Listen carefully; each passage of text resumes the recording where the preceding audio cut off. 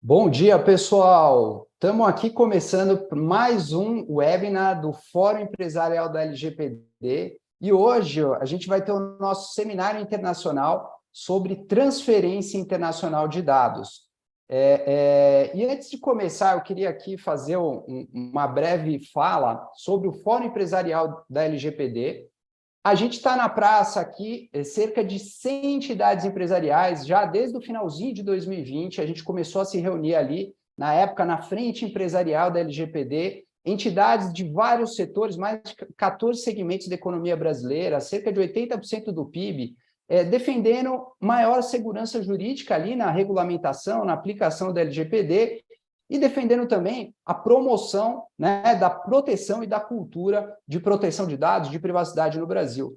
E lá se vão quase 2 anos. O ano passado, em outubro do ano passado, a gente resolveu perenizar esse movimento de entidades empresariais, criando o nosso Fórum Empresarial da LGPD, ao qual eu tenho muita honra e orgulho de ser o secretário executivo desde outubro do ano passado. E esse evento aqui também é muito importante, eu estou muito feliz aqui da gente poder celebrar um ano do Fórum Empresarial da LGPD como Fórum Empresarial da LGPD, com essa nossa nova governança, que reúne entidades empresariais. Eu mencionei, a gente tem cerca de 100 entidades empresariais que orbitam aí, que fazem parte das nossas iniciativas, um universo de 50 entidades empresariais membros que ajudam a construir no nosso dia a dia, por meio de grupos de trabalho, grupo de trabalho de segurança jurídica, grupo de trabalho de pequenas e médias empresas, grupo de trabalho de monitoramento e acompanhamento legislativo e um grupo de trabalho também muito ativo, que é esse, que foi responsável hoje aqui pelo nosso evento de transferência internacional de dados, para discutir e debater como é que a gente pode trazer mais segurança jurídica e promover, né, a proteção de dados e a privacidade no âmbito da transferência internacional de dados. O nosso fórum tem uma governança que ela é completamente voluntária, as entidades empresariais fazem parte, não tem contribuição. A Associação Brasileira das Empresas de Software está exercendo o secretário executivo, que eu faço parte, que é rotativo. Então, a gente completou o nosso primeiro ano, em outubro do ano que vem, outra entidade vai fazer parte, vai dar continuidade aí a esse trabalho.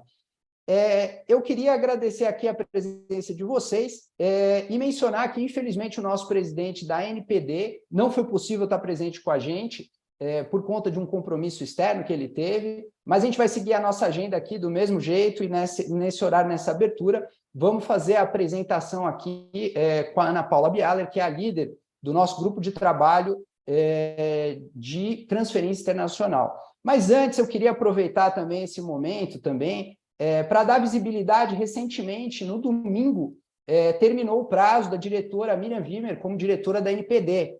E foi uma ação, né, orquestrada aqui dentro do fórum, mas não necessariamente o fórum encampou. Cerca de 20 entidades empresariais acabaram de fazer uma carta, que foi mandada ontem para a presidência da República, defendendo a recondução, né, da diretora Miriam Wimmer para a diretoria da NPD, por entender que ela tem, né, os requisitos técnicos, como, diga-se de passagem, como poucos no país, para exercer essa função, né, que é tão técnica e a gente tem tão pouca gente qualificada, não só no Brasil, como também no exterior, né, no âmbito da disciplina de proteção de dados e privacidade, que está sendo construída essa disciplina. Então, setores como o setor financeiro, setor de seguros, agronegócio, setor de tecnologia, não só do Brasil, mas também do exterior, setor de saúde, setor de educação, universidades particulares, setor de comércio e serviços, assinaram essa carta defendendo a recondução da diretora Miriam Wimmer por mais um período ali no corpo diretivo da NPD. Mas voltando o foco aqui para o nosso evento de hoje, a gente está muito feliz mesmo, e eu queria transmitir aqui para vocês, talvez, eu arrisco assumir esse risco, esse aqui talvez seja o evento mais qualificado sobre transferência internacional que a gente conseguiu reunir especialistas no Brasil. E eu fico muito feliz da gente estar iniciando esse debate, que eu entendo que é tão técnico, tão qualificado, que ele vai se prolongar aí, certamente não só por meses, mas talvez por anos, né, para a gente não só entender como é que está funcionando, porque a economia internacional está se transformando, e a gente vai ter o grande prazer aqui de ter o Joseph Whitlock, da Global Data Alliance, para ajudar a gente a entender o que está acontecendo nas cadeias globais de valor, o que está acontecendo no mundo e na inovação, que a gente depende dessa transferência e desse fluxo internacional de dados. E a gente vai ter oportunidade também de discutir aqui, né, agora na primeira apresentação, vamos apresentar o fórum, né, o posicionamento que várias entidades aqui do Fórum Empresarial da LGPD, no âmbito do Grupo de Trabalho de Transferência Internacional, fizeram um debate e chegaram aí, um debate muito, muito intensivo, que a Ana vai poder trazer mais detalhes, mas desde dezembro do ano passado a gente começou a reunir entidades empresariais, especialistas, e a gente começou a debater quais eram as melhores práticas internacionais em termos de, sobretudo, na regulamentação da transferência internacional. Então, várias organizações aqui do Fórum Empresarial da LGPD assinaram um posicionamento, né, dando as nossas contribuições aí para esse debate, sobretudo no que diz respeito às cláusulas contratuais padrão, um debate ultra técnico e que a NPD, felizmente, já está se debatendo sobre esse tema, fez chamado de tomada de subsídios e a gente espera que saia uma regulamentação em breve. No primeiro painel, aí a gente vai ter, como eu mencionei aqui, o Joseph Whitlock, da Global Data Alliance, fazendo um panorama geral para ajudar a gente a entender como é que está essa economia global, qual que é a importância do fluxo de dados, né? E o que os governos estão fazendo aí fora. Depois a gente vai ter um painel sobre a questão da adequação. A gente sabe que o Brasil trouxe a legislação europeia muito próxima, a gente importou um framework muito parecido com o da legislação europeia, que tem esse conceito da adequação. Então, a gente vai trazer especialistas aqui para discutir esse tema e entender o que está sendo feito e qual a importância desse mecanismo para a inovação, enfim, para a competitividade das organizações brasileiras. A Ana Paula Bialer, que é líder do grupo de trabalho aqui de transferência internacional, vai mediar esse debate. Depois a gente vai ter um segundo painel que vai ser moderado pela Letícia Lewis, colega nossa aqui também da Associação Brasileira das Empresas de Software, que vai trazer especialistas para a gente discutir e entender um outro mecanismo, uma outra base legal que tem para a transferência internacional, que são os selos e certificações. Então, a gente vai contar com membros do governo americano, do governo do Reino Unido, especialistas internacionais, para a gente também entender qual que é a importância dessa outra possibilidade, desse outro mecanismo, dessa outra base legal para a transferência internacional. E aí, a ideia nossa é dar um panorama geral para vocês desse universo e de por que é tão importante a gente precisa olhar de maneira holística a questão da transferência internacional. Falei demais aqui, mas eu queria agora já, sem mais delonga, passar a palavra para minha colega Ana Paula Bialer, que é líder do Grupo de Trabalho de Transferência Internacional, para ela poder apresentar e trazer aqui em primeira mão esse posicionamento que a gente está lançando aqui hoje, o posicionamento do Fórum Empresarial da LGPD sobre transferência internacional e que vai estar disponível no portal. A gente vai pôr o link aqui nos comentários para vocês poderem baixar depois e terem acesso a esse posicionamento completo. Então, agradeço aqui a organização de todos. Esse evento foi uma organização coletiva, teve a participação de vários colegas, o posicionamento teve vários colegas, várias entidades empresariais, empresas que participaram de vários setores, né? Agradeço aqui as minhas colegas, a Ana Paula Bialer, a Letícia, né? O Tomás, todos os colegas da ABS, enfim, eu não vou me estender aqui, porque eu já estou cometendo o erro de esquecer alguns, mas vamos dar início aqui ao nosso evento e espero que vocês tenham um excelente evento, possam comentar, fazer comentários no chat, as perguntas e respostas, tem o Q&A, elas vão ficar ali, então fiquem super à vontade para fazer em português, em inglês, os painelistas serão internacionais, né? Então boa parte deles não entende português, então se vocês quiserem fazer as perguntas em inglês, eles, quando não estiverem falando, ou depois no andamento do evento, eventualmente podem até responder diretamente. Então, fiquem à vontade para usar o Q&A ou para fazer comentários aqui no chat, que a gente também tem acesso. Uma informação importante, antes de eu passar a palavra aqui para a Ana, que a gente está fazendo tradução simultânea, né, do português para o inglês, do inglês para o português. Então, escolham o canal, aqui no Zoom de vocês, tem um botãozinho de interpretação. né? Então, escolham um canal. Quem quiser deixar no áudio original, vai ficar ouvindo sem tradução. Quem quiser deixar só em português, vai ouvir só em português. E quem quiser ouvir só em inglês, vai ouvir só em inglês. Então, fiquem à vontade para escolher o áudio de vocês. Esse evento aqui vai ser gravado, vai estar disponibilizado no YouTube. Aos colegas do YouTube, eu peço desculpas, que não vai ter esse botãozinho para escolher a interpretação, mas eu espero que vocês consigam entender aí por meio da nossa tradução. Sem mais delongas, muito obrigado. Passo a palavra aqui para a Ana para fazer a apresentação do nosso posicionamento. Andrei, muito obrigada pela apresentação, pelas palavras, e não posso continuar a apresentar o manifesto sem te agradecer e reforçar o papel e a liderança que você tem tido no fórum, em fazer todos nós trabalharmos e acreditarmos que dá tempo, sim, que a gente consegue colocar as coisas em pé, e de fato o fórum tem tido uma importância enorme na construção das políticas públicas e na implementação da Lei Geral de Proteção de Dados no Brasil. Então, obrigada, Andrei.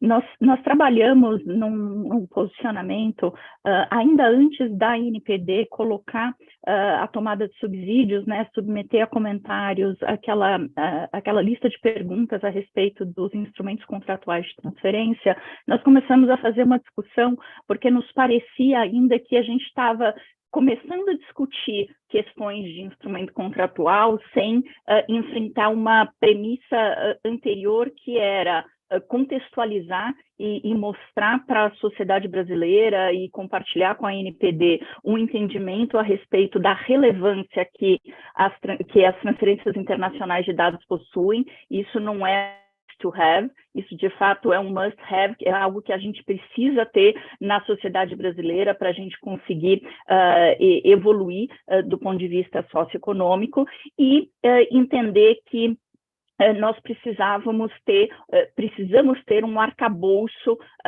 regulamentar para, de fato, conseguirmos implementar os diferentes mecanismos de transferência internacional que a LGPD coloca a nosso dispor. E, diferentemente da GDPR, que faz uma escolha, que tem uma preferência entre mecanismos, a LGPD foi inovadora e muito sábia no sentido de nos apresentar com um leque de opções e podermos ter a liberdade de escolher entre as várias opções, de acordo com o que fizer mais sentido e for melhor para cada situação específica, dependendo do controlador, dependendo do caso concreto de operação de tratamento de dados.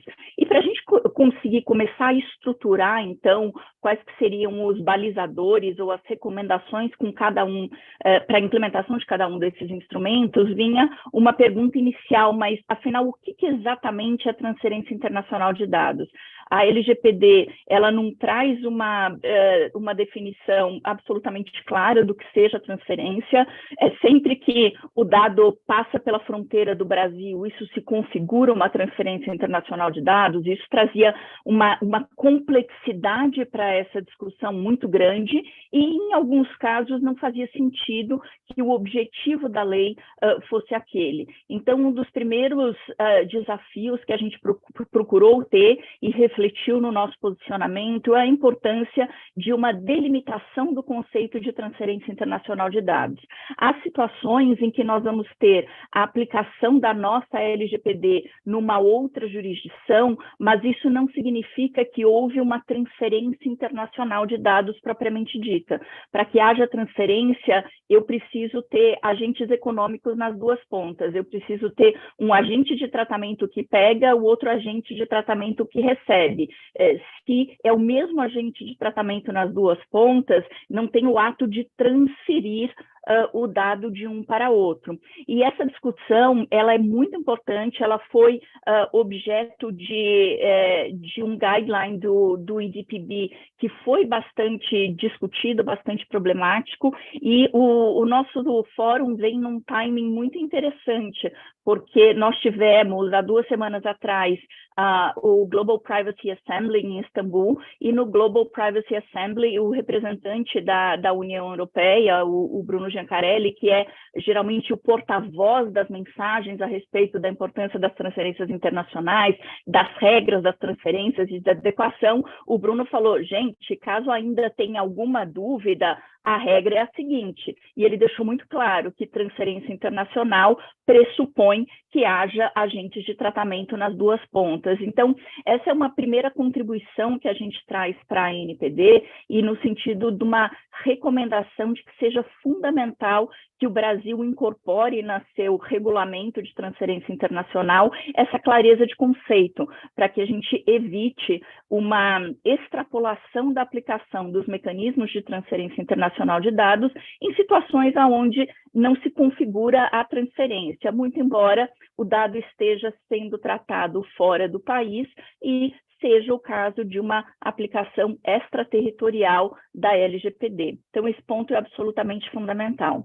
Em seguida, no nosso posicionamento, a gente procurou explorar os mecanismos de transferência que, no nosso entender, são mecanismos mais relevantes para uma aplicação mais imediata pelo setor produtivo, para que a gente possa garantir a continuidade da transferência de dados, a continuidade do benefício e o impacto positivo que a transferência internacional de dados traz às cadeias de valores. E o primeiro olhar é em cima dos instrumentos contratuais. Mas os instrumentos contratuais são melhores? Não são melhores, mas eles são mais rápidos, talvez seja a palavra, de implementação, porque para implementar os instrumentos contratuais para a transferência internacional de dados, nós precisamos de uma norma da ANPD, e a ANPD não depende de outras jurisdições ou de terceiros para conseguir, de fato, implementar esse mecanismo. A gente tem notícia, e daqui a pouquinho vamos ouvir o representante da ANPD, de que a ANPD está avançada na elaboração e na reflexão do que nós chamamos cláusulas contratuais padrão. E o que são as cláusulas contratuais padrão? É um modelo que o regulador opta por ter, e qualquer um de nós, se for fazer uma transferência internacional, no sentido de tirar dados do Brasil e levar dados para o exterior, e para endereçar a preocupação da LGPD de que os dados que estejam sendo tratados no exterior sejam sujeitos ao mesmo grau de proteção que nós temos quando o dado está sendo tratado aqui no Brasil, que se celebre cláusulas contratuais padrão, um conjunto de cláusulas, e a gente, quando lê cláusulas, a gente pensa um pouco na questão da liberdade contratual, mas nesse caso são cláusulas que vão ser pré-estabelecidas pelo regulador, pela Autoridade Nacional de Proteção de Dados, e que precisarão ser adotadas. Então, esse é um modelo alternativo, é um mecanismo de transferência internacional, e que a gente acredita que o Brasil deveria correr para implementar esse mecanismo, para que a gente possa ter a certeza e o conforto de que as transferências internacionais realizadas estão, de fato, sendo feitas dentro do guarda-chuva e da proteção da Lei Geral de Proteção de Dados. E um desafio que a gente se propôs no fórum foi a preocupação de, para além de olhar o modelo das cláusulas contratuais padrão europeias, e a gente tem um certo vício de frequentemente olhar para a GDPR como sendo a verdade quando se fala de proteção de dados e privacidade, a gente resolveu extrapolar para olhar o que mais existe pelo mundo. E no nosso posicionamento trouxemos experiências bastante interessantes. Acho que aqui eu particularmente mais gosto é a da Nova Zelândia, porque é uma maneira fácil de implementação de cláusulas contratuais padrão. O regulador da Nova Zelândia tem cláusulas relativamente enxutas, mas mais do que isso, ele criou uma sistemática pelo qual qualquer entidade pode entrar no site do regulador, responder perguntas absolutamente simples, e o próprio site já gera o que seria um modelo de cláusulas contratuais padrão que funciona para o meu negócio. existem algumas cláusulas que estão postas e não podem ser alteradas, existem algumas cláusulas que eu posso escolher trazer para dentro ou não, como, por exemplo, cláusula de auditoria. Dependendo da sofisticação do negócio, aquilo pode não fazer sentido e as partes podem entender que não vão trazer para dentro, ou, de fato, trazer para dentro cláusulas mais complexas de auditoria. Então, a gente tem realmente reforçado bastante o modelo da Nova Zelândia pela facilidade de manuseio que ele traz. E a atratividade já está para permitir que empresas menores possam identificar com mais facilidade e menor custo quais que seriam as suas necessidades do ponto de vista de cláusula contratual padrão e acelerar a sua implementação. Nós também elaboramos algumas considerações a respeito das cláusulas contratuais específicas. A LGPD fala que um dos mecanismos é o de cláusulas contratuais específicas. O cláusulas contratuais específicas, ele faz todo sentido, mas ele gera um volume de trabalho grande pela autoridade, no sentido da necessidade de revisão de cláusulas, o que poderia dificultar a velocidade da implementação dessas cláusulas, salvo que a gente olha para elas de uma maneira um pouquinho diferente, como se a gente olhar, por exemplo, o modelo do Canadá, que acaba sendo um modelo onde a flexibilidade é a regra. Então, você não tem essa premissa de necessariamente ter o selo do regulador. Embora nos pareça que esse não é o caminho que será adotado pela NPD, a gente traz aqui para consideração da NPD algumas reflexões a respeito. Por fim, a gente entra num mecanismo que nos parece muito interessante e muito importante como estruturador de um sistema de transferência internacional robusto, que é aquele de certificação. A gente já tem hoje um mecanismo de certificação que funciona no âmbito dos países que compõem a APEC, com base no que a gente chama APEC CBPRs, o APEC Cross Border Privacy Rules, e você tem entidades certificadoras que daí analisam os processos de um determinado agente de tratamento para identificar se aquele agente de tratamento, de fato, está de acordo com a legislação aplicável. E aqui, quando eu falo legislação aplicável, eu tenho um conjunto de princípios de privacidade que norteiam essa análise. E nós tivemos recentemente, em abril, se não me falha a memória, uma expansão desse sistema que a gente costumava chamar de APEC CBPRs para ser um sistema que tenha um funcionamento global. Ou seja, não mais só os países que fazem parte da APEC poderão adotar esse sistema, mas quaisquer países que concordarem com aquele conjunto de normas poderão adotar o mecanismo do Global CBPR. Por que esse mecanismo nos parece interessante? Porque ele é uma maneira da gente distribuir esse compliance e essa verificação do cumprimento da LGPD, e ao invés de centralizar no regulador todo um processo de fiscalização, a gente faz com que o próprio setor privado consiga se diferenciar. Eu sou uma empresa que eu tenho o selo tal, eu mostro que eu passei por esse processo, eu fui certificado como sendo um agente de tratamento que tenha preocupação em proteger dados dos titulares, garantir esse direito fundamental e nos termos e de acordo com os direitos e princípios fixados na Lei Geral de Proteção de Dados.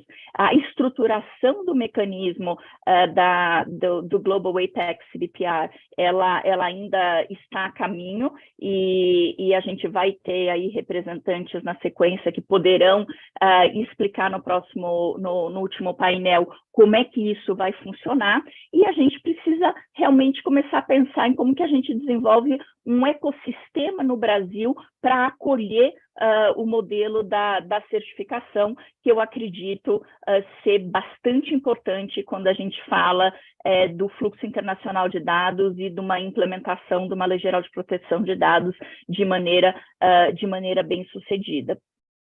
Esses são os mecanismos que a gente explorou no nosso manifesto de maneira um pouco mais detalhada, abordando ainda algumas questões específicas por conta de discussões pontuais que se tem, principalmente em decorrência de uma leitura das SCCs europeias, né, do Standard Contractual Clauses europeus, em que a gente acredita que não deverão ser simplesmente incorporadas na nossa legislação, mas que a gente realmente precisa fazer uma reflexão a respeito da necessidade de termos aquelas obrigações. E aqui eu acho muito importante, como mensagem final para concluir dentro do meu tempo, que a gente faça uma reflexão cuidadosa de que nós somente teremos um sistema bem-sucedido se a gente conseguir ter um sistema que seja protetivo dos direitos, mas que traga uma simplificação inerente. A gente não pode simplesmente copiar um sistema que está posto há décadas e que funciona dentro de uma cultura de proteção de dados estabelecida e desconsiderar o fato que a nossa LGPD ainda é um bebê, né? E nós precisamos trabalhar para que, antes de instrumentos complexos, nós tenhamos uma sociedade que conheça os preceitos básicos da LGPD, que consiga pegar uma eventual minuta de cláusula contratual padrão, ou olhar para os outros instrumentos e consiga implementar aquilo com facilidade, sem que seja necessário o dispêndio de recursos, de consultoria e de apoio. Isso precisa ser acessível às empresas micro, pequenas, médias e grandes de igual maneira. Dessa forma, a gente conseguirá, ao longo do tempo, construir um sistema de proteção de dados efetivamente sustentável e efetivamente protetivo dos direitos dos titulares, como, de fato, a LGPD buscou estabelecer. Então, com isso, eu encerro a apresentação do manifesto elaborado no âmbito do Fórum LGPD e seguimos agora para o nosso painel, Andrei. Excelente, Ana. Muito obrigado, Ana. Muito obrigado. Acho que é importante a gente agradecer a todos que participaram. O pessoal foi muito intenso. Esse grupo começou a trabalhar antes mesmo da tomada de subsídios da NPD, né? E fez um trabalho muito intenso de pesquisa, de debate internacional. Por isso que a gente está lançando isso só agora, né? E a gente queria deixar a nossa contribuição aqui, independentemente, né, do debate que já foi feito, tem sido feito no âmbito da tomada de subsídios da NPD, da regulamentação. Importantíssimo que isso está avançando, mas a gente também queria deixar a nossa contribuição pública aqui, por isso que a gente também colocou o link, não só aqui no grupo do Zoom, como eu acabei de pôr no YouTube, nos comentários, vocês podem ter acesso ao link. Muito obrigado, Ana, e obrigado a todos os colegas, a Letícia, todos os colegas aí do grupo de trabalho de transferência internacional que fizeram esse posicionamento. Dando sequência aqui ao nosso painel, eu queria só antes fazer menção, agradecer a viabilização. A gente é tudo voluntário aqui, mesmo as entidades, a gente trabalha, as entidades são voluntárias para ajudar a fazer isso acontecer, para fazer o fórum acontecer, e a gente também estava organizando o nosso seminário, e a gente falou, e agora? Vamos fazer internacional? Vamos. Tem a questão da tradução. Eventualmente, a gente tem custos. E eu queria agradecer aqui também aos colegas da Meta, né, o Diego, que viabilizaram a possibilidade da gente ter uma tradução simultânea aqui para poder trazer esse conteúdo para vocês. Então, eu queria só registrar o nosso agradecimento aqui aos colegas da Meta que tornaram isso possível. Muito obrigado.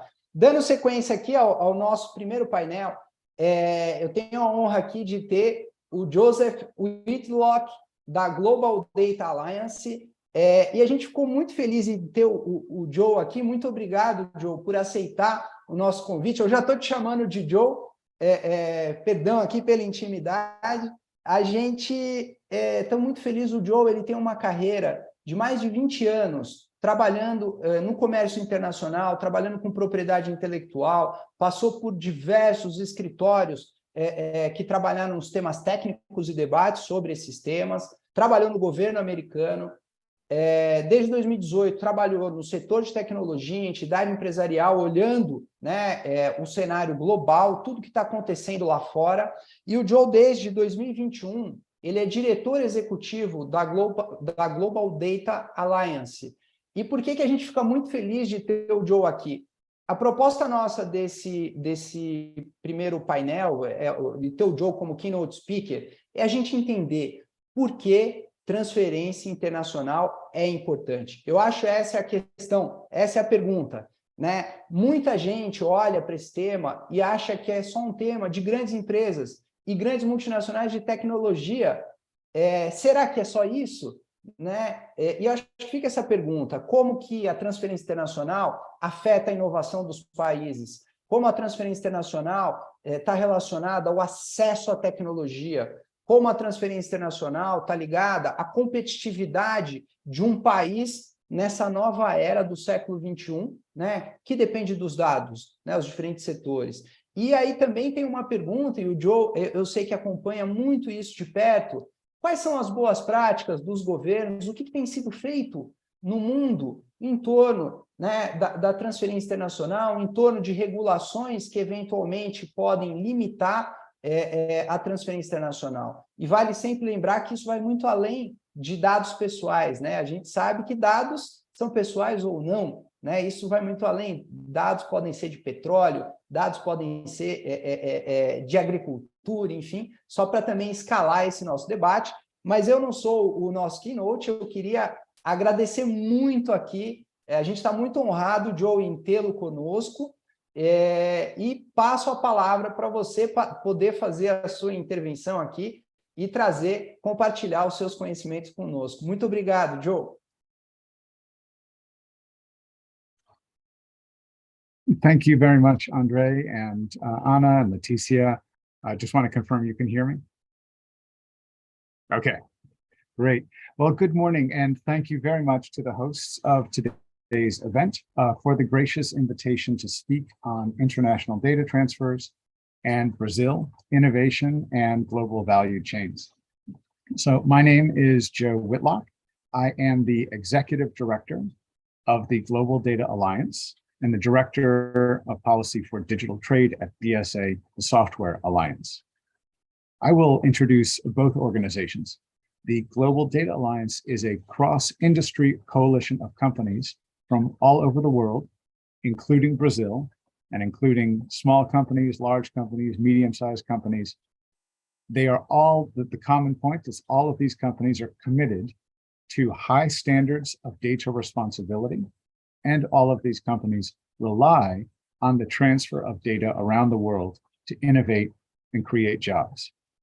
The GDA is active across 6 continents and 60 countries. And please see our website at globaldataalliance.org. We're open to any company that would like to participate. Secondly, BSA is a trade association that represents enterprise software companies. So BSA member companies are active in a business-to-business context. Their products are used in aerospace and automotive design and production and operations, in civil engineering, in environmental and green technology, in healthcare and film and music, and many other sectors. So today, I will discuss 3 points. First, the importance of data transfers. Second, some common misperceptions. And third, a few comments on data transfers in Brazil. So to begin, why are data transfers important? Well, first, we can talk about their sheer volume and their importance in facilitating almost everything we do in education, in our work, in our interactions with the world around us.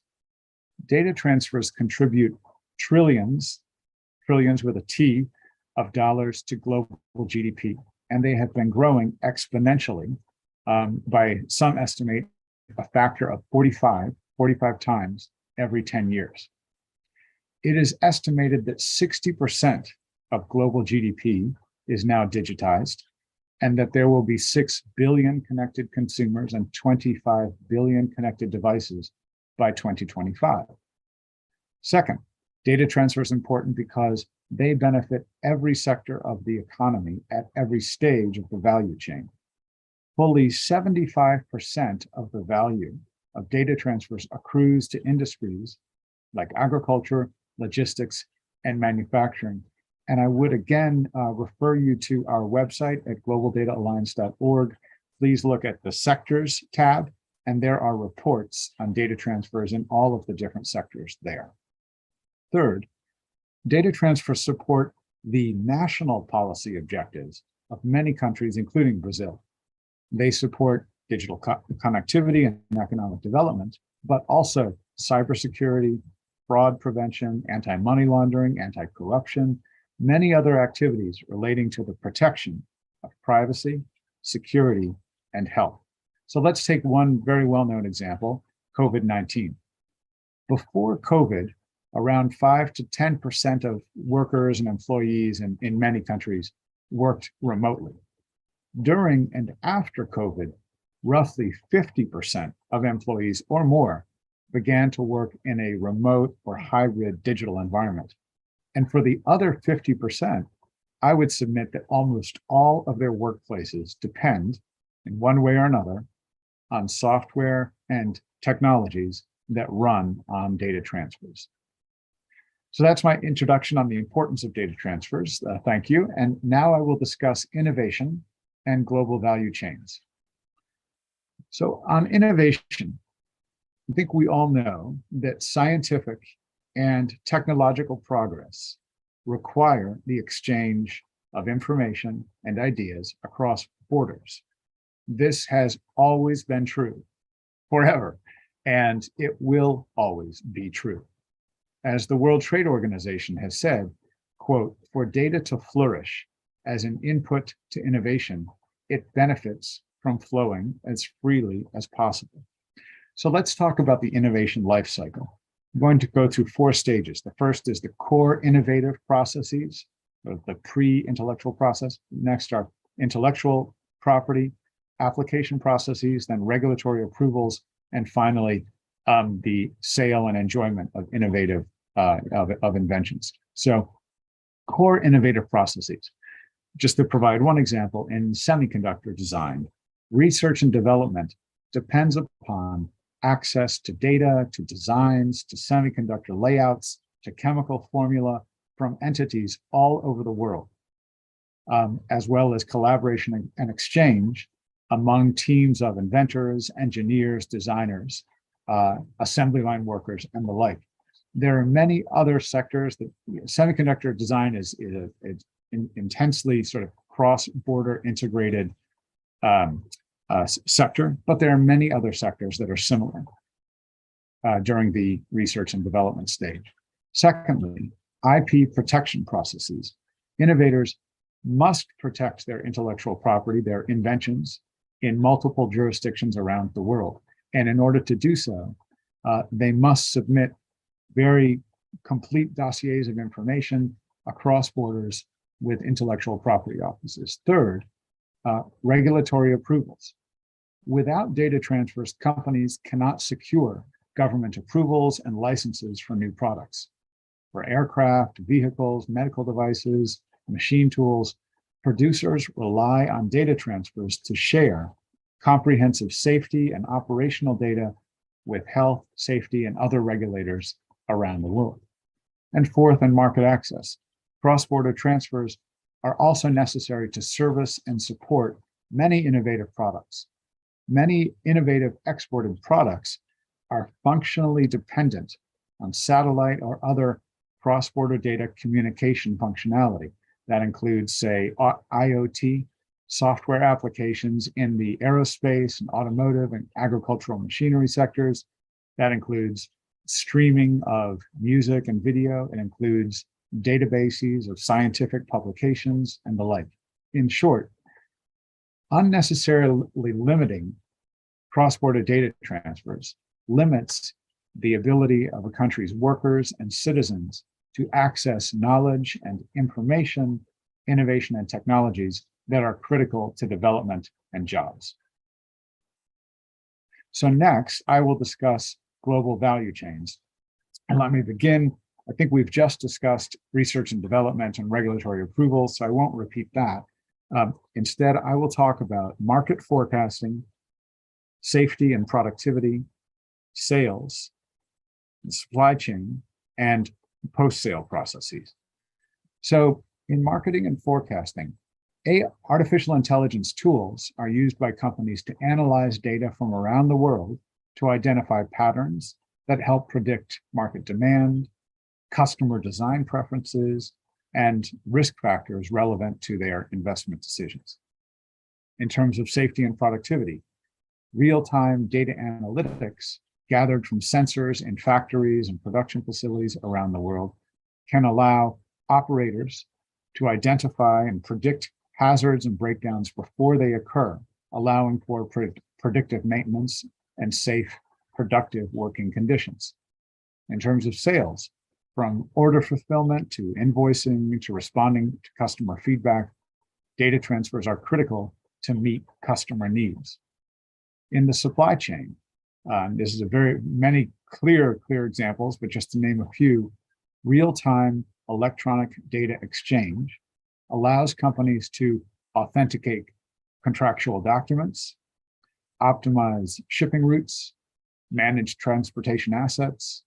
Data analytics also are used to adjust inventories to avoid shortages, the kind of shortages that unfortunately we've been witnessing more recently due to non-data related factors in the supply chain. And then finally, post-sale. Cross-border transfers allow manufacturers to trace and recall products, to address service requests transparently, safely, and quickly. That was my discussion of innovation and the global value chains. Now I'd like to talk about a few misconceptions around data transfers. And really, there are two. The first misconception is that data restrictions help security. And the second misperception is that data restrictions help privacy. And I'll turn to them both. So in security, data restrictions create unnecessary complexity and silos within data sets. Different pieces of data need to be stored locally, different pieces of data can move. This type of complexity strains the people, the processes, and the technologies that an organization needs to manage its cybersecurity risk. More importantly, data restrictions create blindness, create blind spots from a cyber protection perspective. They impede the ability to monitor cybersecurity risks and threats in real time. They impede cyber awareness and responsiveness. And that's not just within a company at the intra-company level, but also between companies at the intercompany level. It's not just at a national level, but also an international level. If cyber defenders are not able to access threat indicators or other cyber data collected in one jurisdiction, it becomes much harder to challenge malicious cyber activity in other jurisdictions. And third, data restrictions decrease resiliency, they concentrate cyber risk, and they create single points of failure. And so that may involve a single geographical area that is at high risk for a natural disaster. It may involve a war zone or a conflict, which we're seeing today. Having data efficiently distributed across multiple jurisdictions is a crucial component of data security and data resiliency. The misconception that keeping data within national boundaries can increase its security, that misconception actually creates significantly more risk. In short, localizing data or blocking its transfer has no functional cybersecurity benefit. The second area I'd like to discuss is privacy. And so this is a very interesting question. Are data restrictions or blocking data transfers necessary to support privacy? And the clear answer is no. And I think we can begin with the OECD. the OECD developed the OECD privacy framework contains what is referred to as the accountability model. The accountability model essentially says that data can be transferred, but as that data is transferred, the protections afforded to that data should follow the data across jurisdictions. This model is consistent. This model has been endorsed and integrated into many legal systems, including that of Brazil, as was just discussed, the EU, Japan, New Zealand, Singapore, Canada. It has also been endorsed by APEC in the APEC privacy framework, by ASEAN, and in the most recently developed Global Cross-Border Privacy Forum.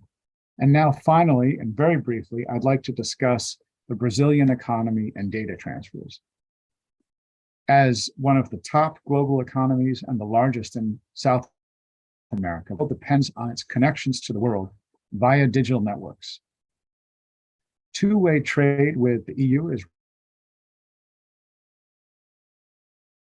in services. Two-way trade with the United States is over $100 billion, and roughly half of that is in digital services.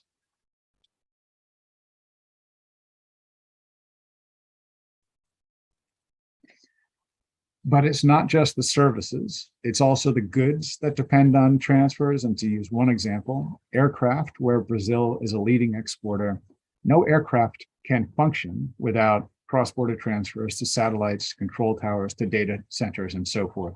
And this is true in many other sectors. And as I mentioned before, please see the sector reports on our website. And then the last comment I'd make is on Brazil's OECD accession, which is a very exciting prospect that many of us, including me, have been working on for a long time. The OECD issued a roadmap for the accession process in June 2022. And that roadmap calls out many data transfer elements. And I'm going to name a few: advancing policies to spur access to digital technologies, preserving digital technologies' role in stimulating innovation, promoting the expansion of digital connectivity, improving the ability to use data to solve economic and social challenges in climate change, for example, and protection of cybersecurity and data privacy. As we've discussed above, all of these areas depend in one way or another on the ability to transfer data. I would like to thank you again for today's invitation to speak and would welcome any questions that you may have. Thank you very much. Excelente, Joseph. Muito obrigado pela excelente, brilhante apresentação. Eu acho que você cobriu e trouxe diferentes pontos, né, para a gente poder refletir e amadurecer um pouquinho mais sobre esse debate. Fique à vontade, a gente tem 10 minutos aqui para perguntas e respostas. Enquanto não chegam perguntas e respostas, Joe, eu tenho várias, eu tenho inúmeras perguntas aqui, e eu já queria trazer duas, Joe. Quais são os principais pontos de atenção que a gente tem que ter com regulações, né, que têm sido colocadas aí fora, com governos, né, do ponto de vista do fluxo de dados? Então, quais são as principais regulações que eventualmente são preocupantes, né? Governos na persecução de interesses legítimos, né, de proteção de dados, de privacidade, direitos fundamentais, enforcement de leis, e, de outro lado, né, a gente vê também a necessidade do fluxo de dados. E quais são os pontos de conflito e de preocupações entre essas duas preocupações? E aí eu queria também fazer uma outra pergunta, Joe. A gente vê que o mundo produtivo, se é que eu posso dizer assim, está se convertendo para, né, uma grande cadeia global de valor, ou grandes cadeias globais de valor, cada vez mais intensivas em dados, né? A manufatura, ela não é mais só uma manufatura, ela é uma manufatura com serviços digitais embarcados, cujos dados precisam, né, fluir, como você mostrou aqui, para funcionar a manufatura, para funcionar, para ter performance. A gente não estaria assistindo a novas estratégias de protecionismo comercial no século XXI, também por trás dessas legislações, isso também eu acho que é uma preocupação que eu sempre tenho no radar, olhando e pegando também, né, a sua grande experiência que você tem na área de comércio internacional. Eu vou parar por aqui, Joe. Deixa eu ver se tem algum colega, não sei se a Letícia ou a Ana Paula, que eu estou vendo aqui, queriam fazer alguma pergunta, fiquem à vontade. Senão eu volto a palavra aqui para o Joe. Eu queria fazer uma pergunta, posso? Vocês me ouvem? Sim.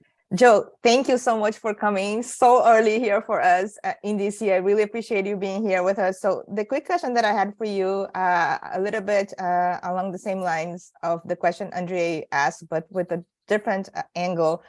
How do you think Brazil can play a leadership role globally, advocating for the importance of data flows? So if you could touch upon that would be great. And thanks again for being with us today. Appreciate that. Excelente, bem lembrado, Letícia. Muito obrigado. Pessoal, o Joe acordou muito cedo, entrou aqui antes das 7 horas, no horário local dele. Muito obrigado, Joe. Bem lembrado, Letícia. Ana, quer fazer alguma pergunta? Posso voltar para o Joe? Para também a gente tem mais 7 minutinhos. Ok. Perfeito, Joe. Com a palavra. Okay, great.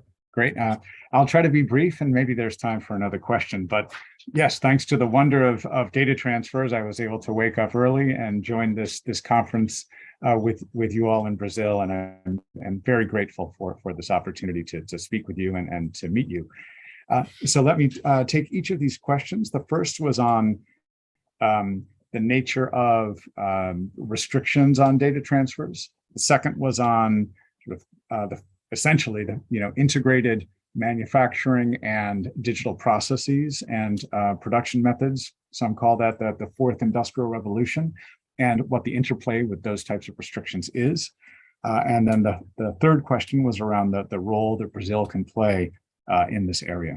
So on the first question, it's an excellent question, and there is no international organization that has done more economic analysis and statistical analysis of data restrictions than the OECD. If after I stop speaking, I can add to the chat some of their excellent reports. One of their reports shows that the number of data restrictions around the world has increased by 800% between 1995 and today. And not all of those restrictions are illegitimate or wrong. It just reflects the fact that the world is digitizing. So much activity, economic activity, is digital when it did not used to be. And governments are grappling with how to deal with that reality. With that said, a significant proportion of the new data restrictions are perhaps more restrictive than they need to be. And when a restriction is more restrictive than necessary, then I guess questions arise. Why is that? Why the additional restrictions beyond what is functionally necessary? So that's a very good test for the nature of the data.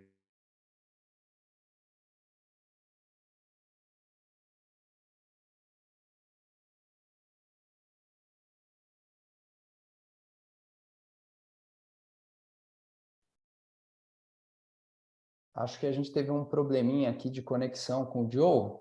Vamos ver se ele volta. Vamos dar uns minutinhos aqui.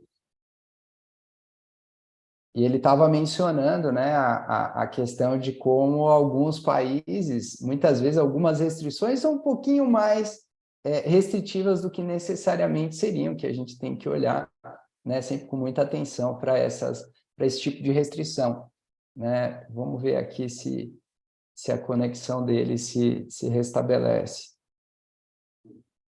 E André, acho que só para complementar esse ponto, cada vez mais, me parece, principalmente considerando, né, o setor de tecnologia, ou hoje em dia todos os setores e a necessidade de fluxos digitais e não digitais,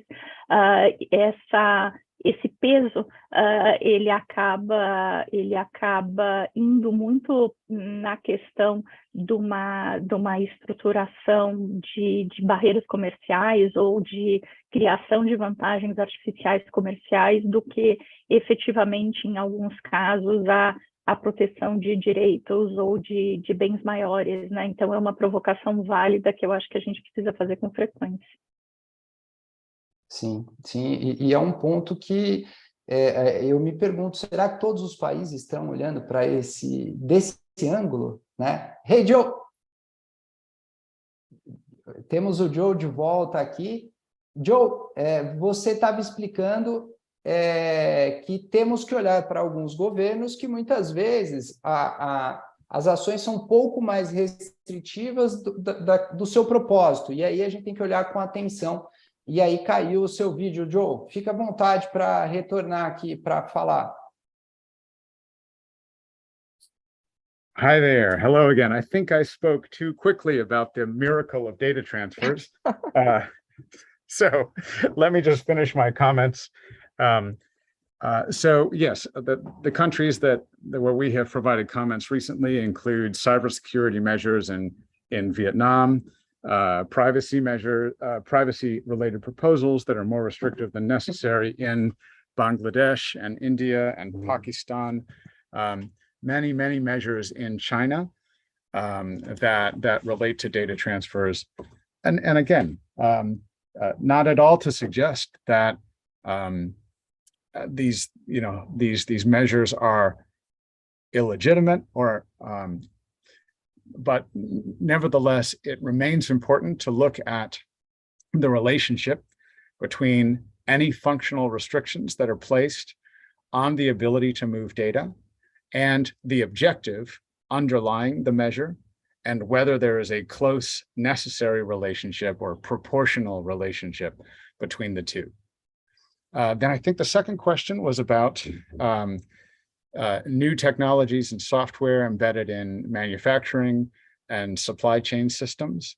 And I would completely agree with the notion that data restrictions can be misused as a means of really undermining market access and creating new barriers to imports. And that is for the very reason that we just discussed. And using the example of aircraft, I think if Brazil has negotiated with other WTO members for those WTO members to allow for the import of aircraft from Brazil duty-free or at 1% or 2%, then that provides some certainty around the market access for Brazilian aircraft in those markets.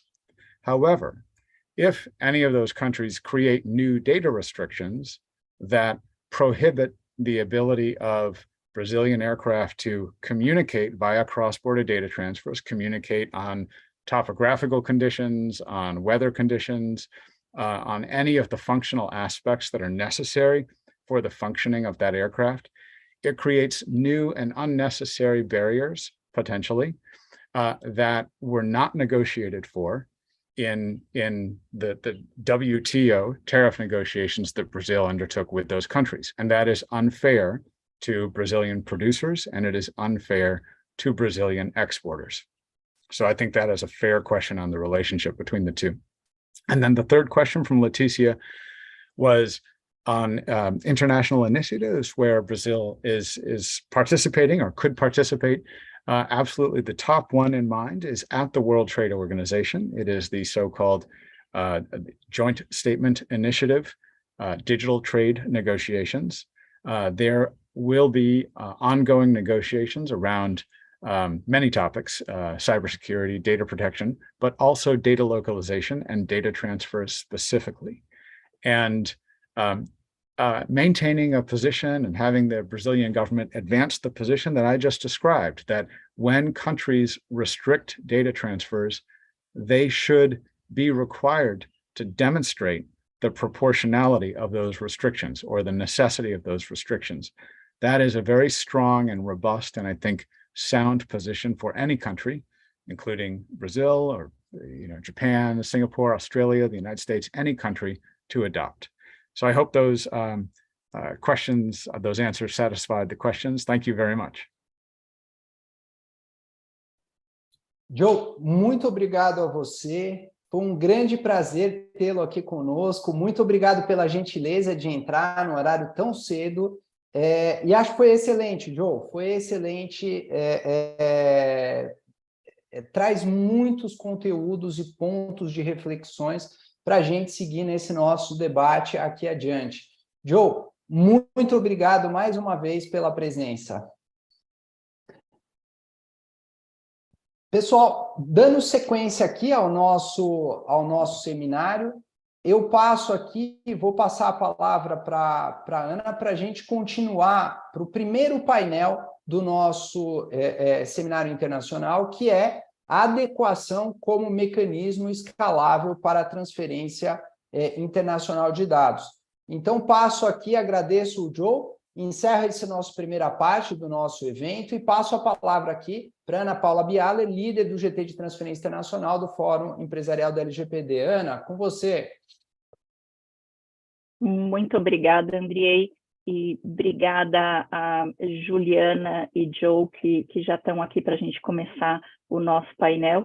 A gente está aguardando aqui a Boiana, mas enquanto isso, vamos trazer aqui um pouquinho de contexto e em seguida a gente inicia. Como eu dizia no começo, a gente tem hoje um leque de mecanismos para a transferência internacional de dados que a LGPD nos traz.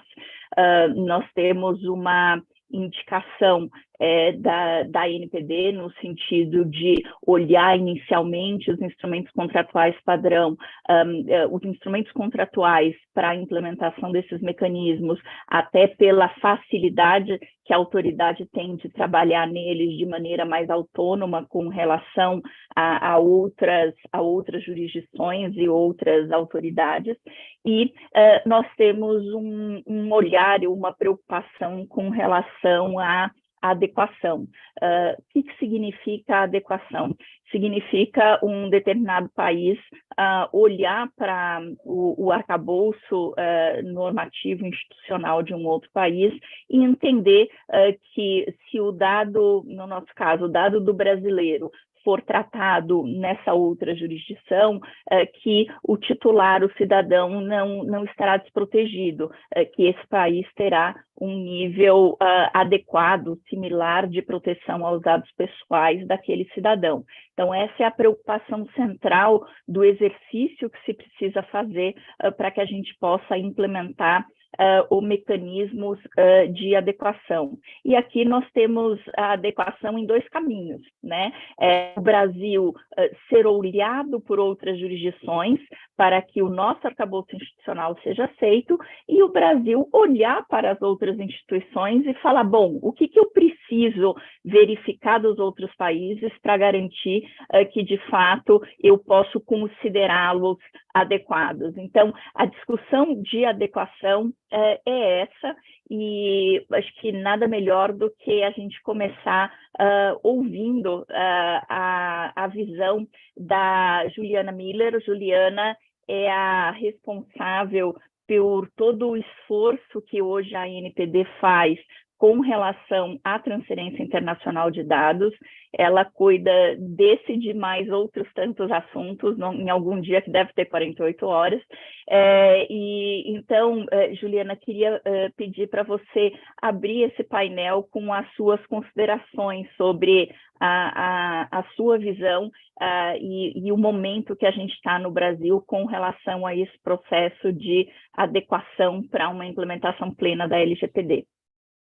Combinado, muito obrigada, Ana Paula. Todos conseguem me ouvir bem e me ver bem? Ótimo. Bom dia, primeiramente, né, bom dia a todos. E antes de começar a minha fala, eu vou tocar nesses pontos que a Ana Paula provocou. Mas antes eu queria começar agradecendo o convite do fórum para participar dessa mesa tão interessante, né? Realmente um privilégio poder conversar com a Boiana, com o Joe e com a Ana Paula sobre transferências internacionais de dados, né? E a Ana Paula trouxe na descrição, né, do que vai ser esse painel um pressuposto muito importante, né? Que é qual é a lógica do capítulo 5 da LGPD e também de outras jurisdições que prevêem esses mecanismos, né, de transferência nacional de dados? É justamente levar o sistema protetivo estabelecido pela LGPD junto com os dados quando eles saem do país. Então, o objetivo desse capítulo, como a Ana Paula bem mencionou, é estabelecer essa estrutura que permita com que as transferências de dados sejam feitas de maneira segura. E essas regras, elas são importantes por quê? Né? Porque elas evitam o risco de violação tanto de direitos fundamentais, quanto de violações aos dados pessoais e à privacidade, especialmente quando a gente tem dúvidas sobre como funciona o sistema protetivo do país que está importando os dados, né? Então, essas regras elas são necessárias para evitar a exploração dos dados das pessoas. A gente tem que lembrar sempre uma coisa que eu já vi a Boiana falando, eu adoro quando ela fala isso, né? Que por trás dos dados estão as pessoas, então a gente está protegendo as pessoas e não os dados, né? Unicamente. Em áreas que poderiam funcionar como paraísos de dados, né? Então, é por isso que esse tema é importante. E aí, considerando esse pressuposto, a gente passa a ter um problema, né? Que é o problema das transferências internacionais. Porque, como ponto de partida, a gente sabe que não seria inviável, né? E que as regras as regras do país de importação, elas não precisam ser necessariamente exatamente as mesmas que do país exportador, e nem teria como ser dessa forma. Mas o nível de proteção ele tem que ser semelhante entre os dois países. Então, o país importador ele deve ter um nível de conformidade e fornecer um nível de proteção essencialmente equivalente ao país que está exportando, como a Ana Paula bem mencionou. E a realidade hoje é que se basear apenas em decisão de adequação seria uma realidade muito difícil, tendo em vista a grande heterogeneidade dos sistemas de proteção de dados dos diferentes países, né? Então, considerando esse contexto, a LGPD já previu uma gama ampla de mecanismos e de hipóteses autorizativas para que a gente possa viabilizar essas transferências internacionais. Tanto que talvez a Boiana possa até falar um pouco melhor sobre isso do que eu, mas quando a gente compara a diretiva 95, né, da União Europeia, que regulava esse tema anteriormente, e com o GDPR, a gente vê que a decisão de adequação ela passou a dividir o palco com diversos outros mecanismos que foram introduzidos pelo GDPR, tal como também foram introduzidos pela LGPD. Então, tendo vista esse contexto, né, que eu acabei de explicar, como é que a ANPD enxerga esses mecanismos de transferência, né? Ela vê como, sendo sua missão, buscar disponibilizar o leque mais amplo possível desses mecanismos, e não só focar em um mecanismo específico. Então, a ideia é que a gente disponibilize esse leque amplo de mecanismos que possam viabilizar as transferências, mas que os dados possam fluir de uma forma segura. Então, tendo em vista essa preocupação, a gente tem tido essa preocupação não só em relação à decisão de adequação, mas também em relação aos demais mecanismos, né? Então, quando a ANPD começou a pensar lá atrás nos mecanismos de natureza contratual, a gente já previu ali, já se preocupou em o que para que a gente obtivesse uma decisão de adequação, o que precisaria estar previsto ali nesses outros mecanismos, né? Então, os mecanismos eles têm uma interface uns com os outros. Então, vou comentar um pouco sobre esse ponto que a Ana Paula comentou, né? Então, como a NPD vê a decisão de adequação, e aí sobre essas duas facetas, né? Tanto do ponto de vista da gente ser reconhecido, quanto do ponto de vista da gente reconhecer outros países e outros organismos, que é o que a nossa lei prevê. Então, a gente sabe que a NPD tem clareza de que, do ponto de vista do agente de tratamento, que é quem efetivamente utiliza esses mecanismos, a decisão de adequação ela é disparadamente o mecanismo mais fácil, mais ágil, mais barato. E aí, por isso mesmo, ela vai ser o próximo mecanismo a ser priorizado pela NPD, tanto para a gente pleitear a adequação de outros países, quanto para a gente avaliar, expedir a nossa regulamentação e que a gente possa avaliar outros países, né, para que a gente possa conceder as decisões de adequação. E aí, como todos sabem, a Ana Paula também já mencionou, a ANPD optou por elaborar a regulamentação de transferência internacional em blocos. O primeiro bloco abrangeu, né, abrange e está abrangendo os mecanismos de natureza contratual, e aí eu vou complementar a fala dela, acrescentando alguns motivos, né? O principal deles, e por que a ANPD focou em mecanismo contratual nesse primeiro momento, é por conta da relevância desse mecanismo em termos de volume de viabilização de transferências internacionais. Então, a gente sabe hoje que 80%, 90% das transferências internacionais no mundo são viabilizadas por meio de cláusulas contratuais padrão, e por isso a gente optou por começar por elas.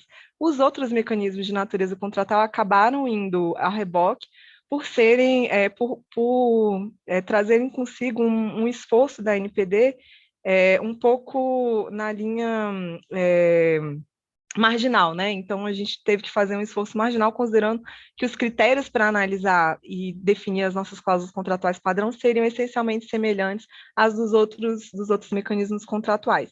E o segundo grande motivo que estava relacionado com essa decisão é o fato de a ANPD, à época que a gente começou a regulamentação, não ter todos os requisitos necessários, tanto para pleitear quanto para reconhecer países como adequados, né? E hoje, o entendimento é que nós temos, e quais seriam esses requisitos, né? O primeiro é uma lei geral sistematizada, que sistematize o regime, né, de proteção de dados no país, com direitos, obrigações, enfim, isso a gente já tinha.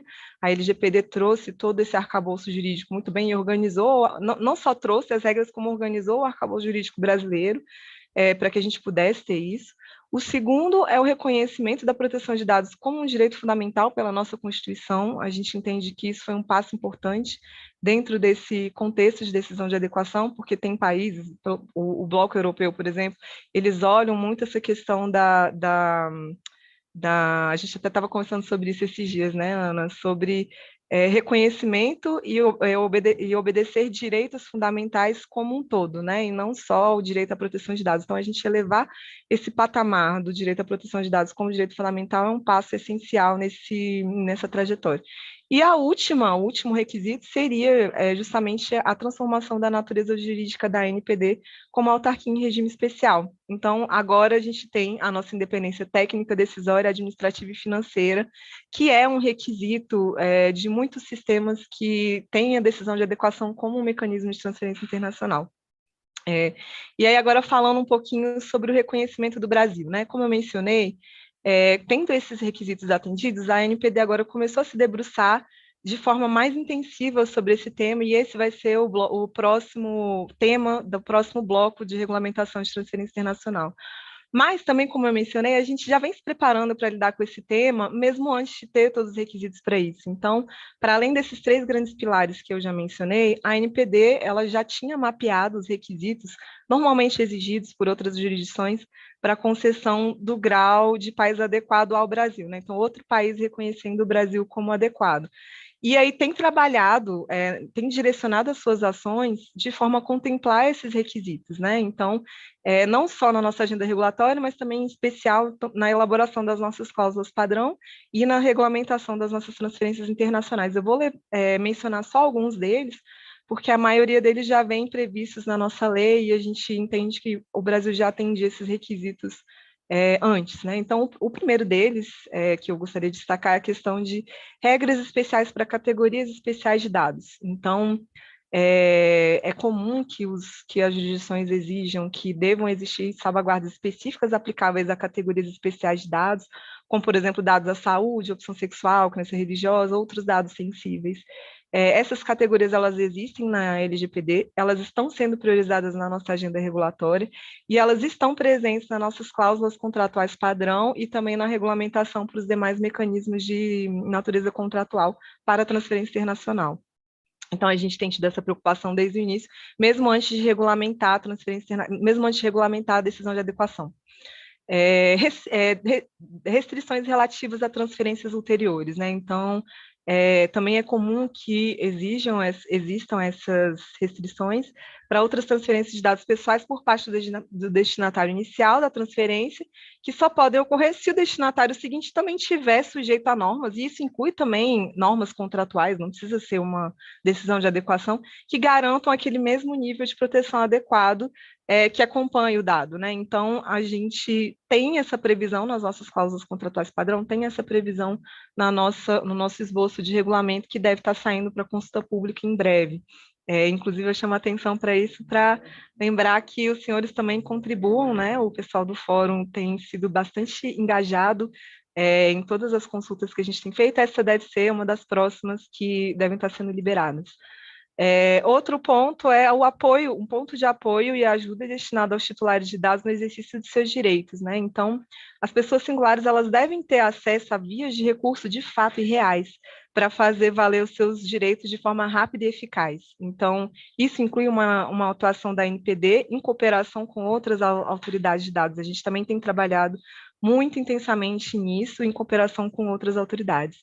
E aí os demais requisitos, né, como conceitos, fundamentos para que os dados sejam tratados de forma lícita, legal e legítima, eles são previstos na nossa LGPD, né? Eu vou só mencionar aqui rapidamente. Então, como, por exemplo, o princípio da alimentação da finalidade, a nossa LGPD prevê, princípio da qualidade e proporcionalidade, segurança e confidencialidade, princípio da transparência, direito de acesso, retificação, apagamento e oposição, e, como eu mencionei, ter uma autoridade de controle competente e independente. Então, a gente entende, com base nessa lista grande de requisitos que eu falei, que o Brasil está trabalhando nisso, e alguns ele já atendia a contento, e é por isso que agora a gente vai começar a trabalhar nessas negociações. Dito isso, né, então esse é o primeiro ponto, né, o Brasil sendo reconhecido. O outro é o Brasil reconhecer outras jurisdições e organismos internacionais.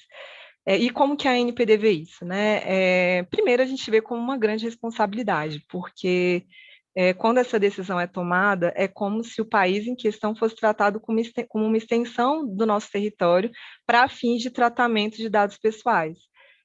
E esses dados, então, a partir daí podem ser livremente transferidos sem nenhuma garantia adicional, como a Ana Paula bem mencionou no início. Isso significa o quê? Significa uma maior responsabilidade da NPD depois que o dado é transferido. Então, não basta a gente só fazer a decisão de adequação, a gente tem que construir os mecanismos para garantir que os direitos dos titulares sejam efetivamente exercidos depois que o dado é transferido.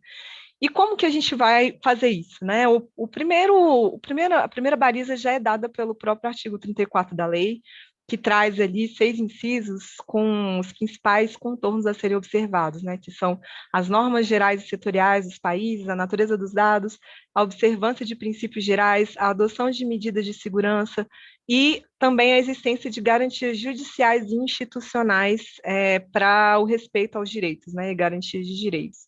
Essa decisão de adequação, a ANPD tem trabalhado para que ela tenha em conta critérios claros e objetivos. Ela não pode ser nunca uma avaliação subjetiva, o que às vezes acaba acontecendo quando a gente lê notícias sobre países que não têm a mesma cultura de proteção a direitos fundamentais que o Brasil e que a Europa e que o Reino Unido. Enfim, a gente tende a ter uma análise subjetiva de determinado país, e a decisão de adequação ela não pode ir nesse caminho, né? A gente tem que definir os critérios de maneira clara e a gente tem que seguir esses critérios.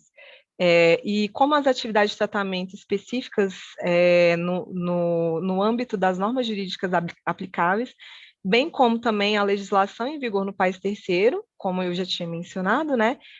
Eles têm que garantir esse nível adequado, né? Em especial, o país terceiro ele vai ter que garantir um controle efetivo e independente da proteção de dados.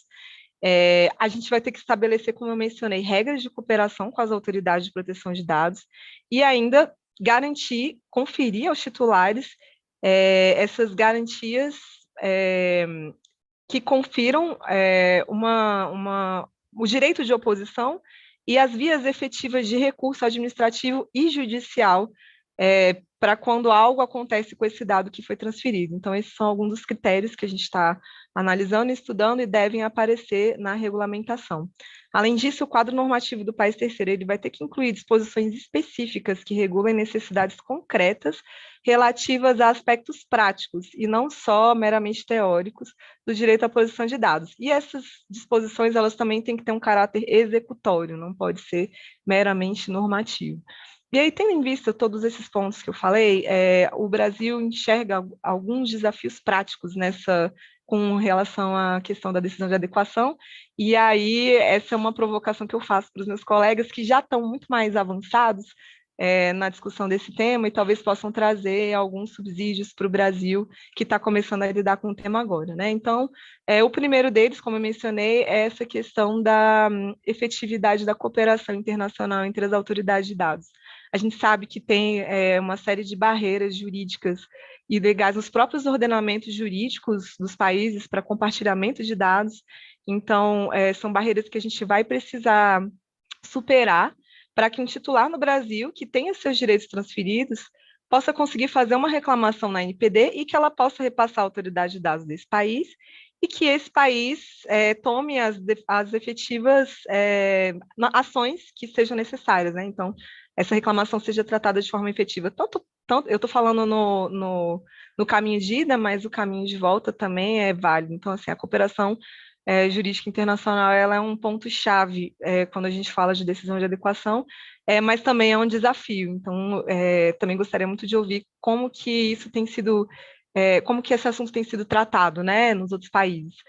Outro ponto relevante é como compatibilizar as diferenças entre os diferentes sistemas de proteção de dados e qual que é a melhor estratégia para lidar com esses gaps especificamente na decisão de adequação.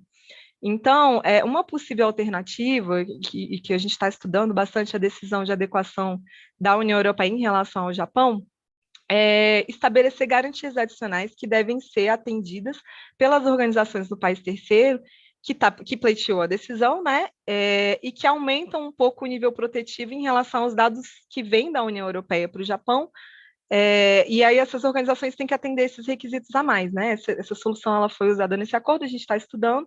Ela é uma possível ferramenta de interoperabilidade entre sistemas, mas eu imagino que tem muitos desafios para as empresas para atender esses requisitos adicionais. E aí, na prática, o que a gente tem visto, né, com as empresas que a gente tem conversado, é que elas têm adotado esse nível a mais para todos os dados, não só para os dados que vêm da União Europeia, o que eleva, o que é uma coisa positiva, que eleva o nível protetivo do Japão, mas eu imagino que tenham desafios associados a isso, né? Então, essa seria a melhor solução para esse problema do gap, ou existem outras? Como que os outros países estão lidando com isso? Um terceiro desafio, e esse é mais específico do Brasil, é em relação a decisões automatizadas. A LGPD ela não exauriu esse ponto, na discussão legislativa esse ponto acabou saindo, e a gente precisa entender se esse é um deal breaker para outras jurisdições, para que outras jurisdições reconheçam o Brasil como um país adequado. A gente sabe que várias jurisdições estabelecem que as decisões baseadas unicamente no tratamento automatizado, incluindo definições de perfis que produzem efeitos jurídicos ou afetem significativamente a vida do titular, só possam ser tomadas em condições fixadas no quadro normativo do país terceiro. Então, como que esse gap poderia ser tratado em relação ao Brasil, né? E, por último, que é o grande elefante na sala, né? Também gostaria muito de ouvir os colegas comentando quais as soluções aventadas em relação a isso, que é o grande elefante na sala do acesso governamental aos dados. Então, como estabelecer parâmetros objetivos e factíveis para esse acesso governamental e como verificar se esses parâmetros estabelecidos estão sendo efetivamente obedecidos. Esse é um grande desafio. E aí eu fecho essa minha fala com essas provocações aos colegas, que estão num nível de maturidade bastante avançado, podem compartilhar com a gente e nos ajudar, não só nesse momento desse painel, mas também estamos super abertos a fazer outras reuniões. Gostaria muito de agradecer a oportunidade de estar aqui e gostaria muito de ouvir os outros colegas também. Obrigada. Juliana, muito obrigada por uma fala super abrangente, provocações interessantíssimas, e acho que não precisa nem mais de mim como moderadora, né? Considerando todas as perguntas que você apresentou, eu posso ir embora e a Boiana e o Joe só endereçarem a elas. Não, mas foi realmente muito importante. Eu acho que é interessante também para que todos tenham a visibilidade do exercício que está sendo feito dentro da NPD com relação à implementação. Acho que o nível de sofisticação das perguntas e do exercício, ele é muito profundo e acho que é importante para que todos tenham essa visibilidade, até para se capacitarem para poder ter as discussões junto à NPD. Eu havia falado que eu acho que um dos desafios que a gente tem nós precisamos ter um arcabouço que seja protetivo o suficiente para que, de fato, honremos a LGPD e consigamos o reconhecimento com relação a outros países, mas me preocupa muito a gente ter como uma referência uma SEC europeia, que é um documento de 40 páginas e que, para a gente olhar para aquilo como uma sociedade que ainda está engatinhando na proteção de dados, me parece muito difícil. Acaba sendo aquele documento, e Joe, a gente tem a expressão no português, que é o documento que é feito só para inglês ver.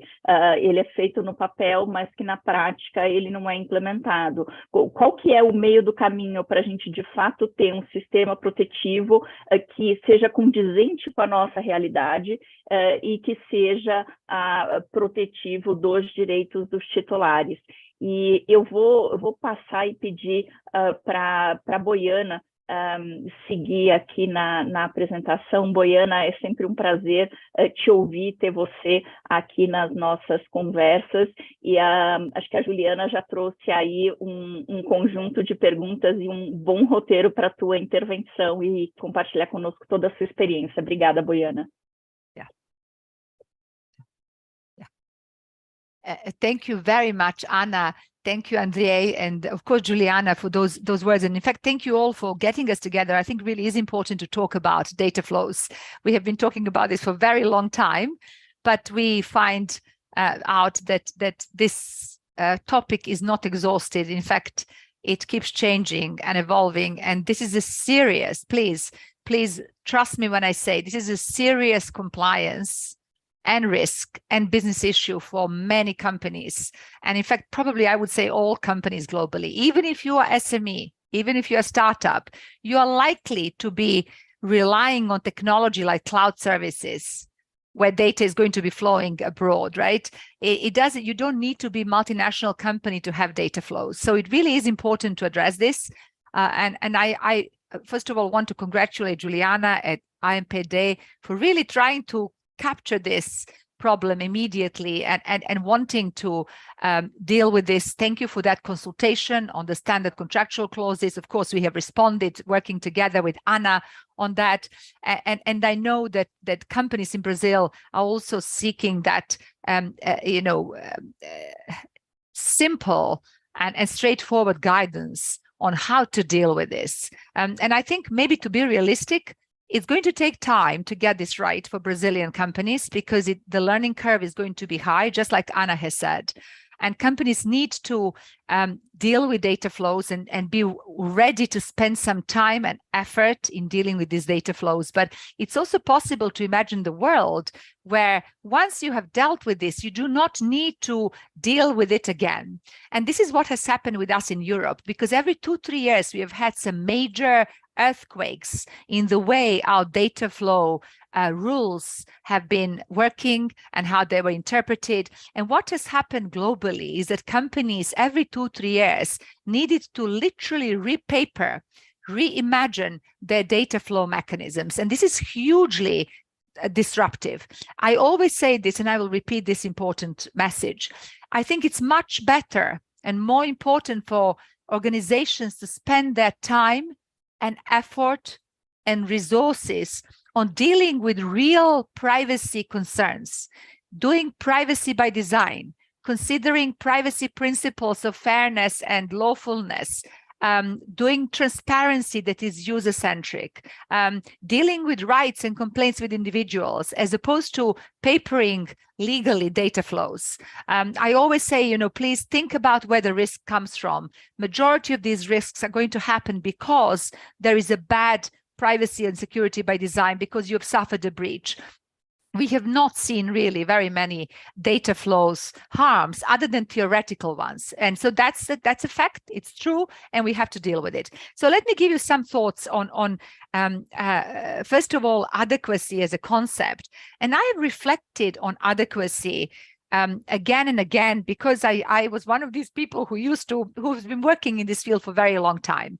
And I understand that adequacy was a rule that worked very well at the times when we had some countries having data protection laws like Europe, and then the rest didn't have anything. So the spirit of the law and the purpose of this requirement was, why do we have this adequacy requirement? Because there was fear at that time, 30 years ago, that companies will be placing data in another jurisdiction where there are no data privacy rules and taking advantage of that, doing forum shopping as opposed to protecting data like they do in their own country. But that made sense 30 years ago when we didn't have privacy rules. Now, majority of the countries, 120 plus, have got data protection rules. And I'm sure Joe will give you the stats about how many of these countries also have data transfer restrictions and adequacy requirements as well. So I ask myself, really, in this today's world where we see 80%, these things are really the same or very similar, do we really need to take such a drastic and such a deep approach to adequacy like we did 30 years ago? I really feel I need to say that, because I think the rationale for legal protection in this rule is not there anymore. Maybe there is, and Juliana has asked that question, government access to data, that is a separate question. We can address that. So that creates some new issues. But really, in terms of our privacy laws, they are very similar. They're not the same, but they're very similar, and they're all working towards the same outcome. And I think when we think about adequacy, we have to think about, it doesn't mean the same. It means it is essentially good enough, right? Do we have data protection principles? Do we have the rights of individuals? Do we have some accountability measures? Do we have data protection authority? These are the building blocks. And so when we look at adequacy, I really think we can't do comparison word by word, provision by provision, but I think we have to look at the bigger picture, outcome-based, much more agile adequacy. This is not a legal, theoretical comparison that somebody who is doing a PhD or master's in law is doing. It is actually considering whether the rules in the other country are just good enough for our level of protection. And I think in some ways I would have liked, and I like the fact that Brazil LGPD, like GDPR, has got this spectrum of rules and spectrum of tools which can be used to ensure adequacy. I mean, one is the adequacy determination, but otherwise, controllers or processors can adduce sufficient safeguards through contracts, binding corporate rules, certifications, maybe even cross-border privacy rules or similar mechanism. And we need these type of additional rules because adequacy, one-to-one, bilateral adequacy, state to state, does take time. And you have seen in Europe, this has taken a very long time. We have got only several adequacy decisions, and they will all have to be reviewed, including Israel and Argentina and Canada, that were found adequate. It is only Japan and South Korea and UK that were found adequate under the new GDPR regime. And that took very long time for certainly two of them. UK was shorter because UK had the same UK GDPR as part of the EU, right?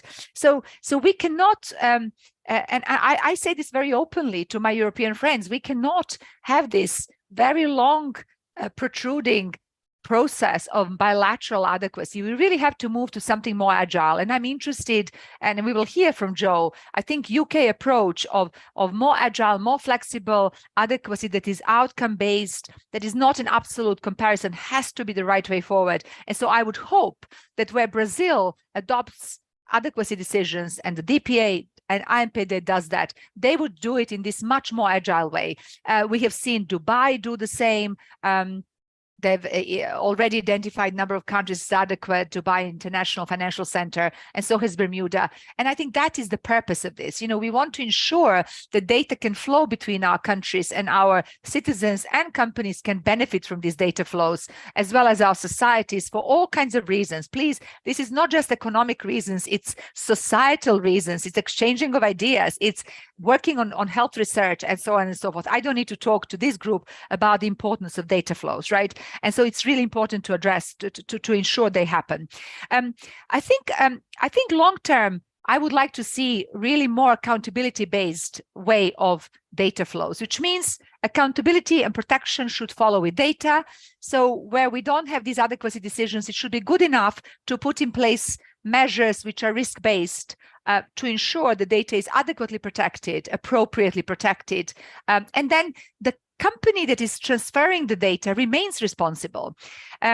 Juliana, you have actually made an interesting comment and saying, how do we make sure that there is a good effectiveness and effective protection for people? And really, how do we make sure there's effective redress for people? And you see, I always think, if I'm a Brazilian citizen, I don't want to go to US or to Europe or to Singapore to complain and have some kind of case and judicial process there. I want to complain, to this Brazilian company that has transferred my data, right? And ask why, how, what happened? Is everything okay? Sort it out. And 2, if that doesn't work, I will complain to the ANPD. And I think that is really what makes effective protection. We can build some legal mechanisms that, frankly, Europe has asked now US to do, where individuals have got, rights in this country. But in reality, does this really ever happen? I will remind you of the discussions on the binding corporate rules. In my previous role, I have actually was one of the companies who pioneered these binding corporate rules. And when we were meeting with the Article 29 Working Party, then the European Data Protection Authorities, we said the effective remedy for individual, if my rules are not complied in Nicaragua, is not the fact that they can go to Nicaragua and complain, is that they can complain to me in Europe, because I'm the one who has initiated that transfer to Nicaragua. I have to sort it out. And then the DPA has to. And I think that was accepted as a principle. So I'm saying, let's use that principle more to make sure that individuals do things locally. And that's why we need this cooperation between DPAs. This is an important part. There are these mechanisms like a global privacy, a GPAN, Global Privacy Enforcement Network. There are bilateral memoranda of understanding. It's absolutely important that these DPAs are able to exchange views and share data. And I think for individual, all they want is to do it in their own language, in their own country. And I think that's what I talk about on the ground. In practice, what does it matter? We are not creating legal perfection. We are creating effectiveness for people, what people really want. So that's, I think, to me, very important. And that's what we have to look when we think about accountability. Do we have this ability for redress, for rights to be executed properly? Do we have, in general, these data protection rules and outcomes in the third country? And is there a data protection authority with whom we can also collaborate and cooperate? So those are the kind of things I would like to see examined as part of adequacy, or examined as part of accountable system for data flows. I would like to address very briefly a point which is being discussed a lot in Europe at the moment, and that is, are we trying to create a system where there is zero risk around data flows, or are we trying to create a system which is risk-based? And I really feel very strongly that data flows are also subject to risk-based approach of the law. LGPD has got risk-based approach baked in. And I think as the ANPD considers rules and tools and guidance, they must take risk-based approach to data flows, right? And if you look at Article 34, which talks about how do you evaluate adequacy, you will take into account multiplicity of factors, such as the rules that exist, sectoral, general, the nature of data, clearly something more sensitive, more protection, less sensitive, less protection. compliance with general principles and rights, security measures that exist, right? Judicial and other specific circumstances. And this to me really means risk-based approach. So you have to look into the context of every single transfer. Let me give you an example. Everybody, multinational companies share HR data, employee data all the time, right? It's absolutely important. In this Zoom call, we are sharing data, and we do it internally in companies.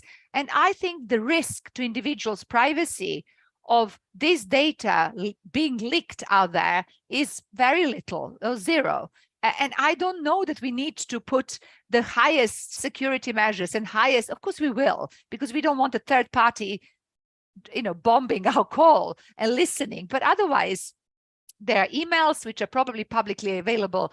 This can't be subject to the same strict rules if, for example, we are outsourcing countries' tax rules on a cloud somewhere else, right? That's a different story. Or if we are transferring financially sensitive data as well. So there is a real difference in data and the context and who touches their data, how is it organized, what security measures, what privacy enhancing technology. So I would really urge IMPD to take into account that and absolutely focus their guidance on this kind of riskier data flows and really allow otherwise companies to as much as possible work as freely as possible when it comes to data flows as well. You have asked us to think about how to deal with gaps. And I think for that personally, again, I don't think we need to look for absolute identical rules. Again, we have to look at the general spirit and the direction of travel. Take example, Privacy Shield. So European Commission has accepted Privacy Shield in the past as adequate, and just the rules of Privacy Shield were adequate, even though they're not the same as GDPR. And now in this new, revamped, hopefully, Atlantic framework, Privacy Shield 2.0, again, it's not going to, the rules will not be the same, but they're good enough, right? And the same is with Japan. Japan doesn't have sensitive data categories. It doesn't have quite the same rules. But if we think that something is important in a particular transfer to ensure, then there should be this additional bridging. And this would be actually very useful when Brazil considers also other mechanisms such as cross-border privacy rules. And we've had that discussion in the context of GDPR and UK GDPR. How do you recognize a foreign certification which does a good job but not identical job? You still need some bridging. And let me say this: even if a country is adequate, I, as a data exporter, will always probably have some form of contract with that data recipient, because guess what? We will have to deal with other things in this relationship. Guess what? I will actually want this party to keep my data secure beyond adequacy, because that's what I want to protect my own interest. I want to make sure that they put in place some measures and processes. So it's not impossible to bridge the little gaps through normal contractual means or some other way. And that should not preclude us from deciding that some country is adequate or that as a recipient is good enough. We are not all the same. We don't speak the same language. We don't have the same electricity, but I can use my plugs in Brazil, right? And the other way around. It is annoying, okay? It is annoying. Too many plugs, too many things, but still it works. So that's what we are looking to that's what we are looking to create with these data flows. We cannot be absolute. Final point on government access to data. You've asked us to address this.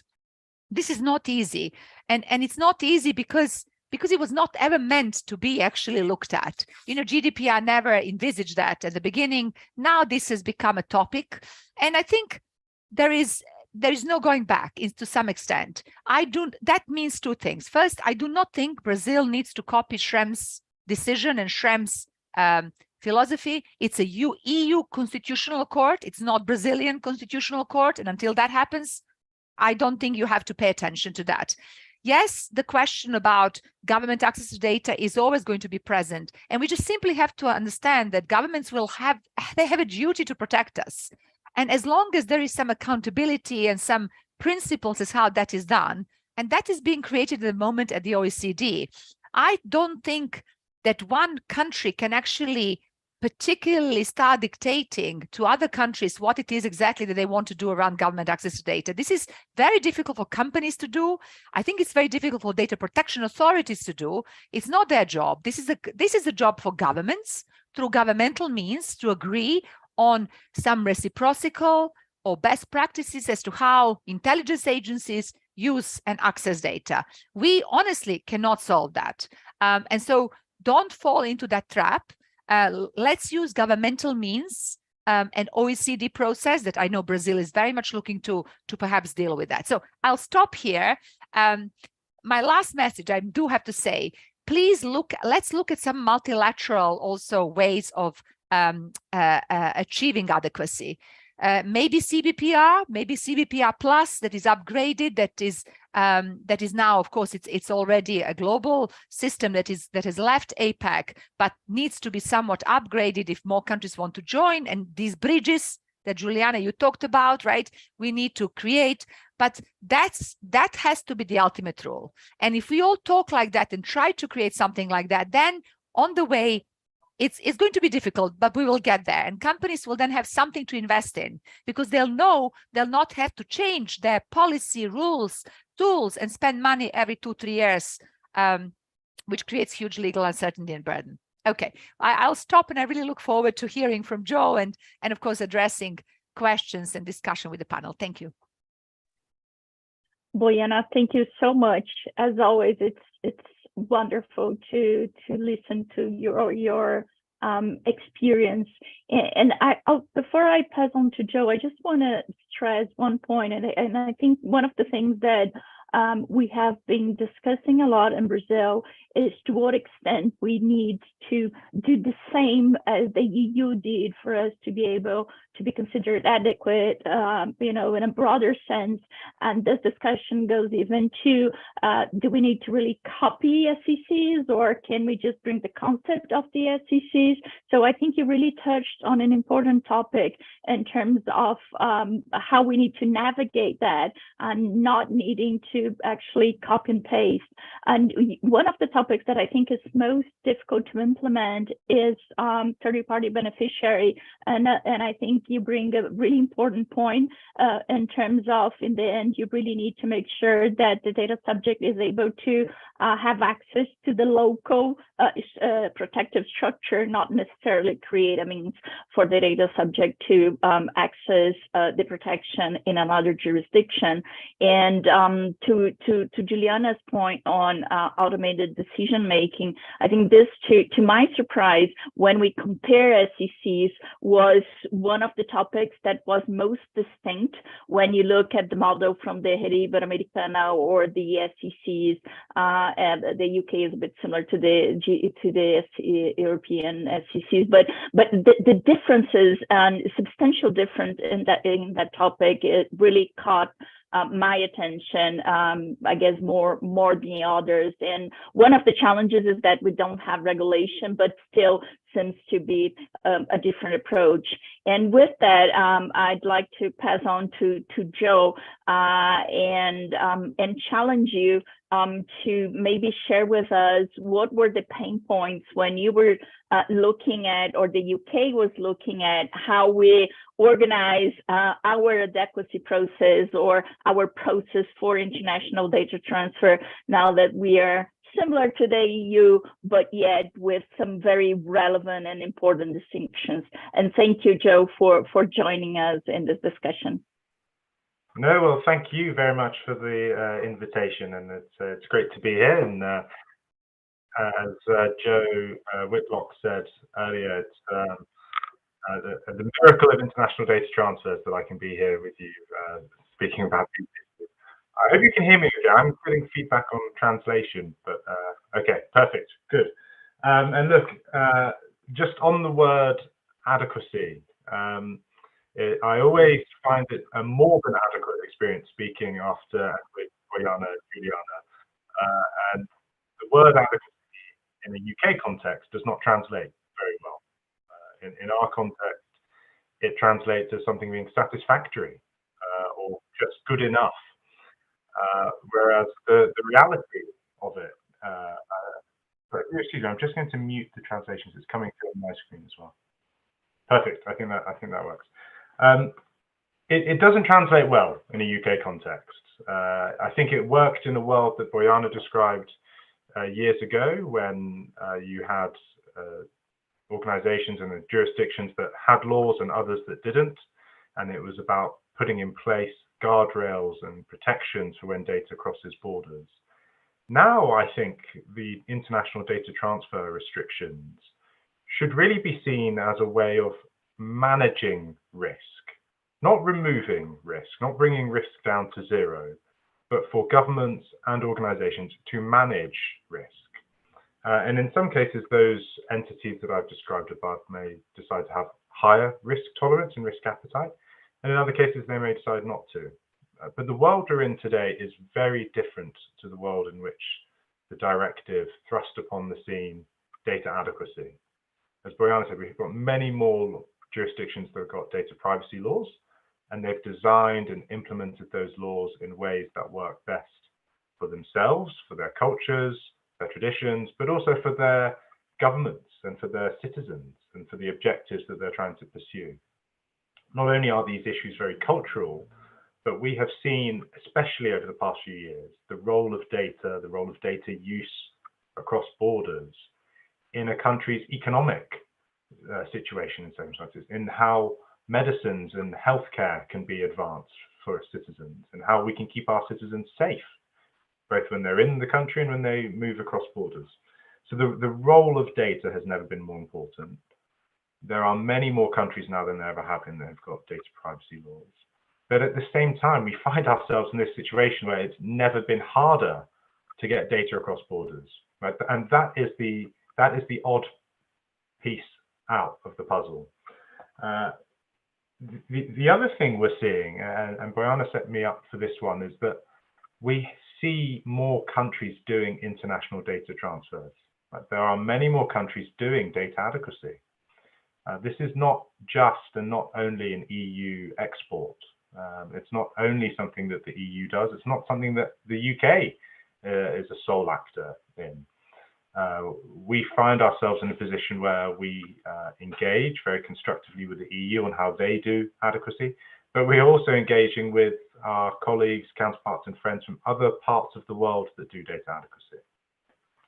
And the risk that I see is that we all do data adequacy differently. We all come to different conclusions on what is good enough. We all have different risk appetites on how we manage the risk when data is transferred across borders. We are all taking up the time of our international counterparts. We're all taking up the time of other companies and corporations and businesses and individuals with parallel and slightly different assessments of what is good enough.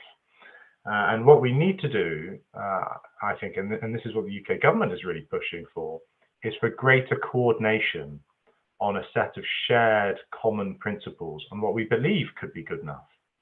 How do you move from the unilateral to the bilateral to the multilateral?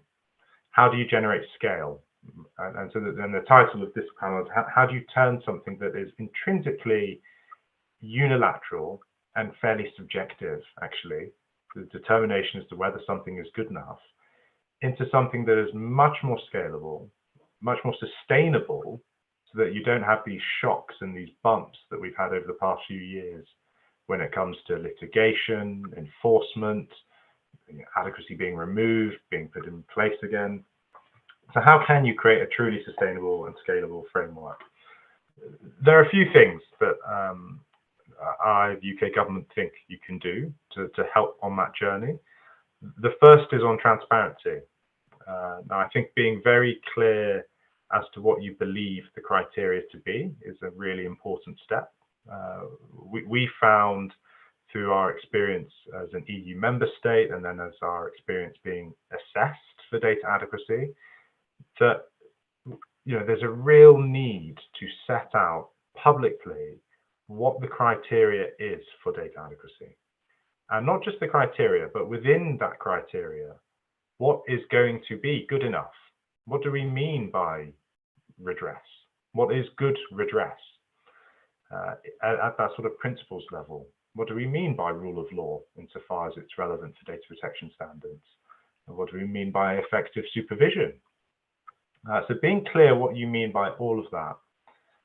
And then secondly, being accommodating for different ways and different means to get there.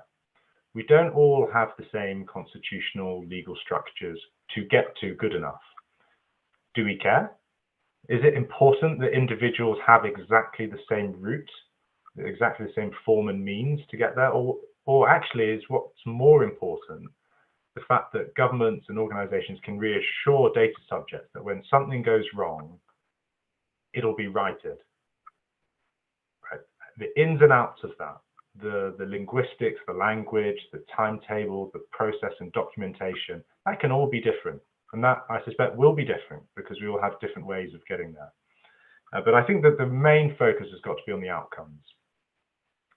And thirdly, but most importantly, is the focus on real-world risks. Right, real-world risks to individuals that are associated when their data is transferred across borders.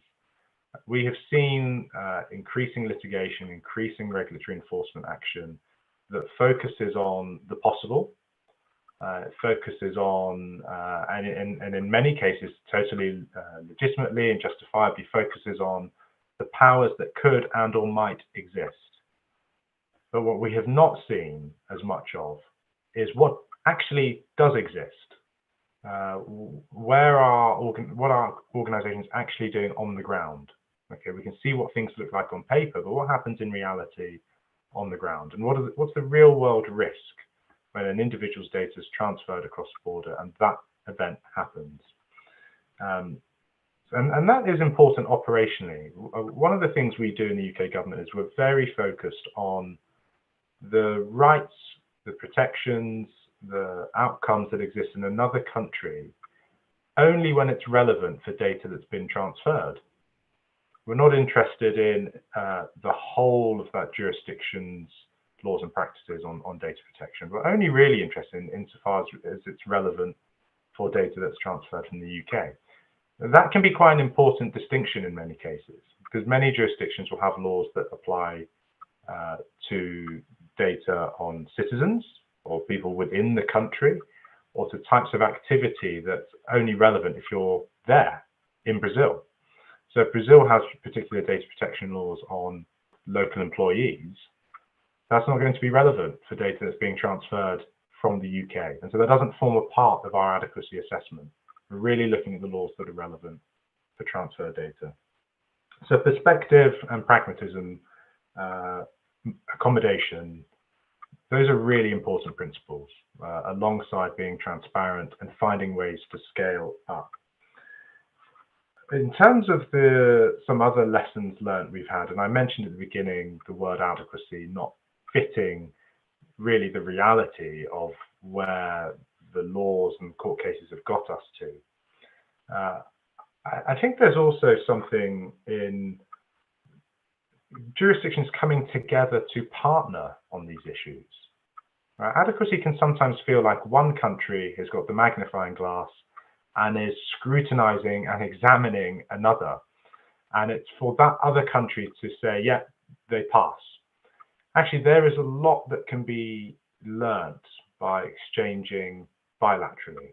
The UK is a country that inherited the EU GDPR. We really copied and pasted it.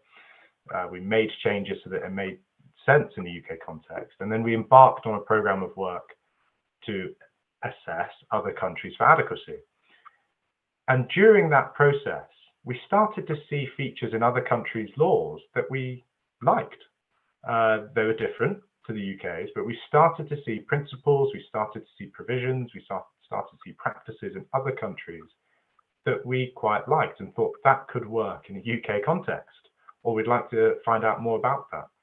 So not coming at all of these issues through the lens of we're assessing it because we believe what we've got is perfect, but entering into a genuine dialogue with a jurisdiction, exchanging notes on best practice and what you do and why you do it and the effect of that will create a much healthier, more cooperative and collaborative conversation. We are in the process in the UK of reforming the GDPR. Many of the reforms come from laws around the world. They are coming from Singapore, coming from Canada, some coming from Brazil. They're coming from lessons learned from internationally. And that's come from our discussions on data adequacy and international data transfer. So I think the spirit in which jurisdictions and organizations engage on these issues are really important, because it will just only raise the standard across jurisdictions. And when I say raise the standard, I don't mean the bar from here to here. I mean raise awareness of what it is everyone does and why they do it that way. Two more points for me, one on government access and one on the move to multilateralism. Brianna's right, the government access issues are really, really hard. They are, as Juliana said, the sort of elephant in the room. The good news is the elephant is in the room. And once the elephant's in the room, everyone pays attention to it because there's an elephant there. And Schrems 2 forced that. For a long time, you know, the law was always clear that you need to do some form of risk assessment, but organizations and governments were quite quiet about doing it on government access to data. Now, Schrems 2 forced that issue. And in turn, that has really raised awareness and has raised the stakes amongst governments in the law enforcement and the national security communities to come to the table and to find solutions. This is no longer just an issue that belongs in digital ministries and data protection authorities. These are issues that impact and concern operational, policy and legal colleagues of mine in the UK government that work in the security community and the law enforcement community. It is really what generated the discussion at the OECD on setting out what trusted government access to data looks like. Like what does good look like? We only really have two instances that set out what bad government access to data looks like, Schrems 1 and Schrems 2. Nobody has anywhere set out what good government access to data looks like. And so it was really important to get the right people, the right countries, the right experts around the table to say, look, nobody said this was an issue when the directive and when the GDPR was being drafted. But we're being told that it's these issues that are holding back certainty on international data transfers. And that in turn is impacting economic interests, scientific and research interests, but it's also starting to impact the operational law enforcement national security interests because there's a lack of trust. So how do you project that trust? And for the past few months, recent weeks, there's been really positive progress in that particular initiative because people have come together to identify common principles. Again, we all do it very differently. One nation's national security is by definition going to be very different to another's. But we all do it differently. We all have different checks and balances and safeguards and processes to handle those issues. And I'm really optimistic that setting out what the OECD thinks is good enough and what the members think are good enough will provide a very strong platform on which other governments can participate and join and agree to, and which organizations and individuals can look at and derive trust from. So that is a really important set of conversations and initiatives. It's one part of the wider multilateral piece. You know, as I said, we really cannot continue to do this unilaterally and bilaterally. You know, we've done some research in the UK government, and there are now over 70 countries that do data adequacy. Some of them call it data adequacy, some call it something else. That's a lot. You're talking about 70 countries doing maybe, let's say, 3 to 4 assessments at a time, 210 assessments happening at any one point right now. Some are not doing assessments, some are doing very detailed assessments, some are duplicating. And then you create this complicated web, if not a house of cards, of adequacy arrangements, when really what you should be trying to do is move that scale of countries doing it in their own way unilaterally into a more solid multilateral framework. So I know you have a panel later on the Global CBPR Forum, but that's an excellent example of a great initiative that's trying to do that. And we in the UK are taking a very active interest in that, especially now it's been globalized outside of APEC. but that there's a good opportunity there to signal a better, more scalable model. The final point I want to add and emphasize is data adequacy is and really can be much more than a data transfer mechanism. Fundamentally, it's about the government or a regulator signaling confidence in another market, in another jurisdiction's laws and practices. For many reasons, data controllers, data organizations will be transferring data using another contract because they need to have a contract anyway. They'll be doing their due diligence. But that vote of confidence in another jurisdiction is so important. And we hear from industry, from other countries, from individuals, this call for trusted marks. There are seals and signs that, yes, I can trust that organization, I can trust that jurisdiction. CBPRs is a really good example of an accountability mechanism for the company level, where you can have companies certify. Privacy Shield is another example. How about we find a version that can work at a country level, at a jurisdiction level, where we can generate trust, create more data transfer opportunities, that really signal the confidence that policymakers, lawmakers have in another jurisdiction. And I think that there's added value with that than just the bits of paper that aid with data protection compliance. Thank you. Thank you, Joe, so much. And I think you put the whole issue in a completely different perspective, I would say. And I wouldn't like to be in Juliana's shoes right now, needing to process all that, and how do you actually make the existing mechanisms within the LGPD work. But I'd like to pick one point that you comment, and I think it's very important, and it always picks my attention, which is the issue of lack of trust. Often when we are discussing cross-border data flow, there seems to be an assumption that because the data is not within my borders, the data is by default unsafe and vulnerable. And I think this is a big challenge that we have often in commercial conversations, and certainly with the regulators, which is this premise that, you know, it's like if it were an oil plant, it cannot be in another jurisdiction, otherwise it can just, you know, go blank from one day to the other. And I hear you when you say that maybe the OECD is a forum where we can try to address some of that.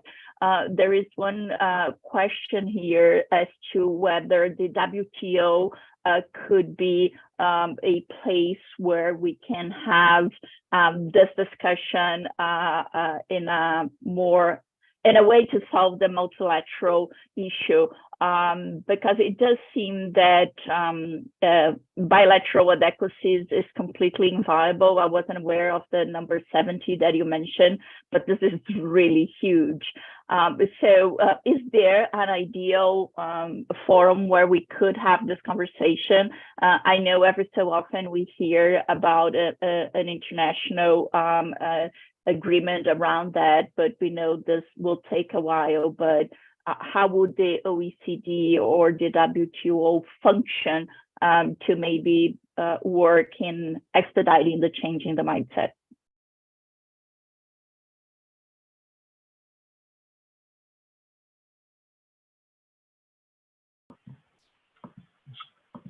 Shall I take that one first? Yeah. So look, I think we're at the sort of foothills here. And what's great is there's lots of optimism. And actually, over the past few weeks and months, it's really been nothing but good news on data transfers. I don't want to jinx things prematurely, but there's been incrementally good news. More recognition that there are challenges and problems, but really lots of countries coming together to say, how do we fix this? But we're in the foothills, as I say. And I think the best thing to do at this moment in time is to back different initiatives, right? To not say that this will only be solved at the OECD or only be solved at the WTO, but to explore what could be done in lots of different fora. And I think there's something that needs doing to map the different fora, the pros and cons, and to really spread our bets across the initiatives. And I hope, and I'm sure, some will emerge as front runners over others. So the OECD has got and is running with the Government Access to Data project.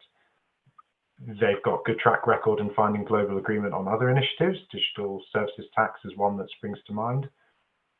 But then they do not have the wide universal membership that other organizations do, like the WTO.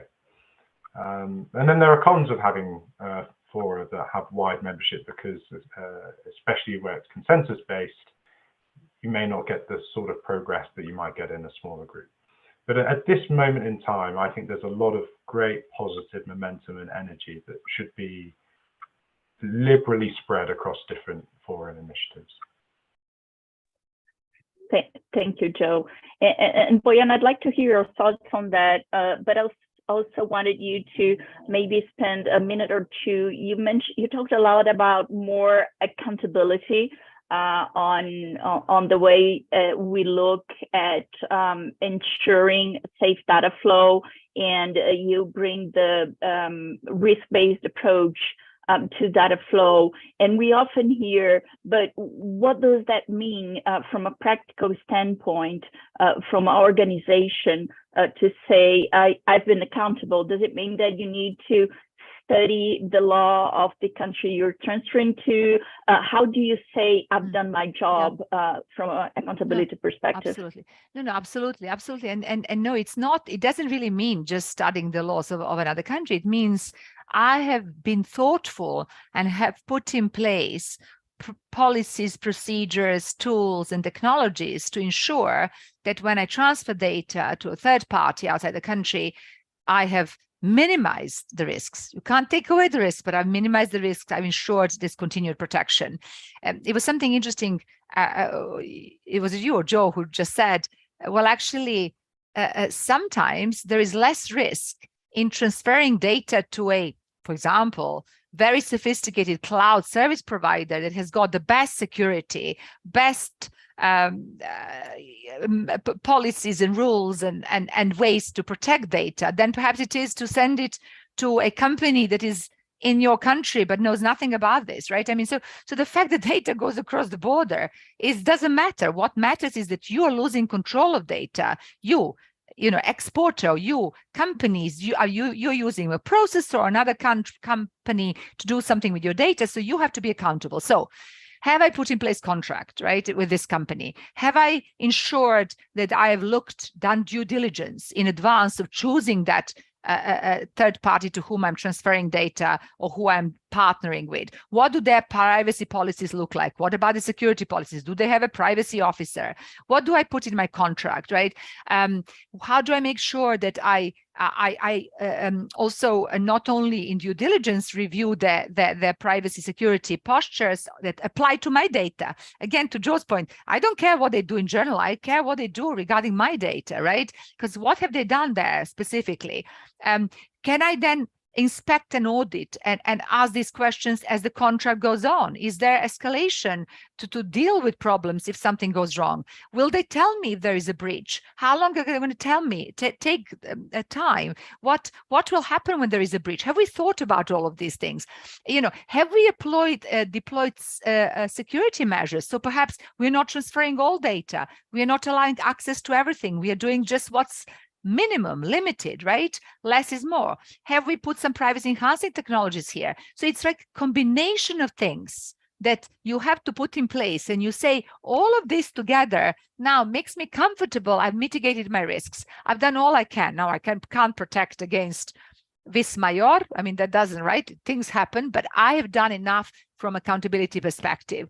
And of course, it does help if this company has got some certification or has got a BCR or has got some kind of something that makes me think, they are good corporate citizen, they're good company, they're responsible business. So that's a little bit of a shortcut, like ISO standard, or as I say, BCR, CBPR, or some other certification. So that does help. But otherwise, you really have to be accountable. And then what happens when something goes wrong? Let me take the responsibility, and have I then provided my contract to make sure I can rectify the issues, I can get compensated, because the individual will probably go after me, and I'm paid, they will go after me as well. Thanks, Bojana. And I think this might be the challenge for ANPD, is to understand that the role of the whole accountability, or the adequacy, not used in the sense of the law of the other jurisdiction, is more on the processing agents, and less in the regulator per se. And to that effect, as you said, doing the homework and being able to reflect that contractually, or using other mechanisms such as certification, is a way that you can actually pass that obligation on to the processing agents, and not the legal authority per se. And with that, Juliana, I'd like to hear your thoughts as we need to close our panel and start the new one.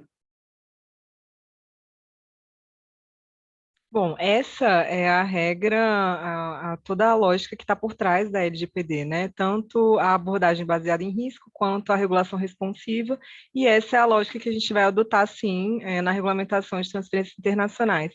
O grande desafio é como, né? Porque tudo que a gente coloca na nossa regulamentação e tudo que a gente colocar dentro das regras dos nossos mecanismos, vai ser olhado por outros países para que eles deem as decisões de adequação deles, né? A gente viu que isso é um dos critérios.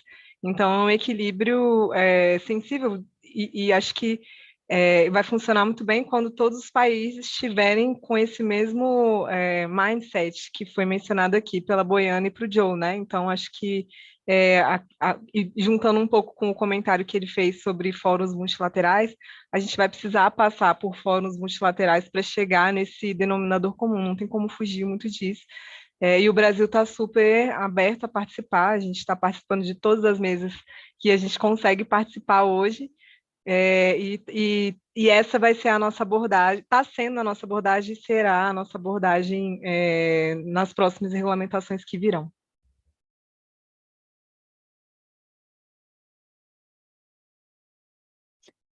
Wonderful. Can I just say something? I really want to commend and thank Juliana and IMPD. They are very young data protection authority, but one that is incredibly sophisticated, that thinks very smartly, that has been engaging with absolutely everybody, experts, in a very open and very constructive way. And this is exactly what the regulator should be doing. So really, thank you so much for that. Just from the rest of the world, everybody has been noticing that. So thank you very much. Thank you. I'll have to second Bojana on that. It really is amazing the work that ANPD has been doing. There is so much to do. There are very few people, and they are really dedicated, study very hard, and they are really appreciated from members in Brazil and worldwide. So congratulations, Juliana. And Joe, if you want to have some final remarks as well. Let me just say me three in terms of commending the ANPD and the initiative in implementing the LGBT.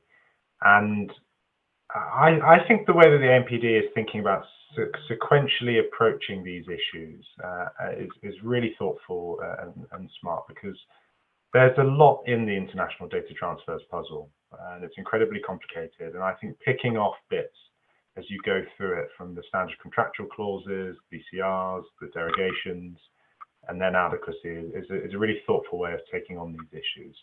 I would, and I urge this of all of my friends and counterparts around the world, whilst we're at the foothills, it's a steep climb, and we must try and run up it as quickly as we can, because this matters. I mean, these are really important issues.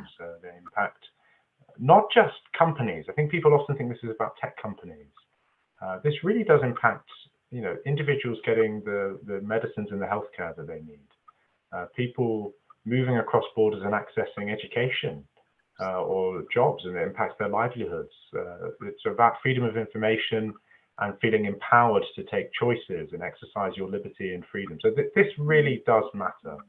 And so whilst we're at the foothills, we've got to get running, I think. Thank you so much. Thank you so much, Joe. And to Boyana's point, I think we've really pushed our luck here with the time, but the discussion has been so wonderful that I really didn't want to cut it short. So, and I really appreciate Juliana, Boyana, and Joe for taking the time for bringing some really important new insights to the way we look at this discussion, and a conversation that goes way beyond the letter of the law, but really a reflection that we as policymakers and as scholars and folks that are involved and that value the importance of cross-border data flow really need to think about, and to think how we can shift the playing field here to a more sustainable cross-border data flow environment. So thank you all very much for the panel and for your time. Thank you for great moderation. Thank you. Muito obrigado, pessoal. Muito obrigado, Ana. Parabéns, Juliana, Joe, Bojana. É sempre um prazer tê-los aqui no nosso Fórum Empresarial da LGPD para construir, né? Eu acho que essa é a mensagem. É um debate que nem de longe vai se esgotar. Mas vamos passar aqui já para o nosso painel. A gente está um pouco adiantado no nosso tempo. O nosso segundo painel é sobre certificação e transferência internacional de dados pessoais. O Sistema Global de Regras de Privacidade Transfronteiriça, que é o Global CBPR System. E eu passo aqui a palavra para minha colega Letícia Lewis para fazer a moderação e anunciar aqui os nossos queridos palestrantes. Com a palavra, Letícia. Thank you. Thank you, everyone, for joining us today for what I hope will be a very interesting discussion about the cross-border privacy rules system. And we're going to be referring to it as the CBPR system, just for ease. And the benefits that this mechanism will bring to Brazil when it comes to international data flows. So as Andrea said, my name is Letícia Lewis. I'm here representing ABIS today. ABIS is an organization that's one of the founding organizations that created the Forum LGPD that's organizing this event here today. So here with me, I have a stellar group of experts that will hopefully help us make sense of what this thing that we are calling global CBPR is. So I'm going to introduce them following an alphabetical order by first name, like we usually do it in Brazil. So first up, we have Kobun Zweifel-Kigen. Hi, Kobun. Kobun serves as a managing director for the Washington, D.C. office of the International Association of Privacy Professionals. He is a data privacy attorney. He formerly worked for BBB national programs, and there he helped create the certification mechanism for the CBPR system.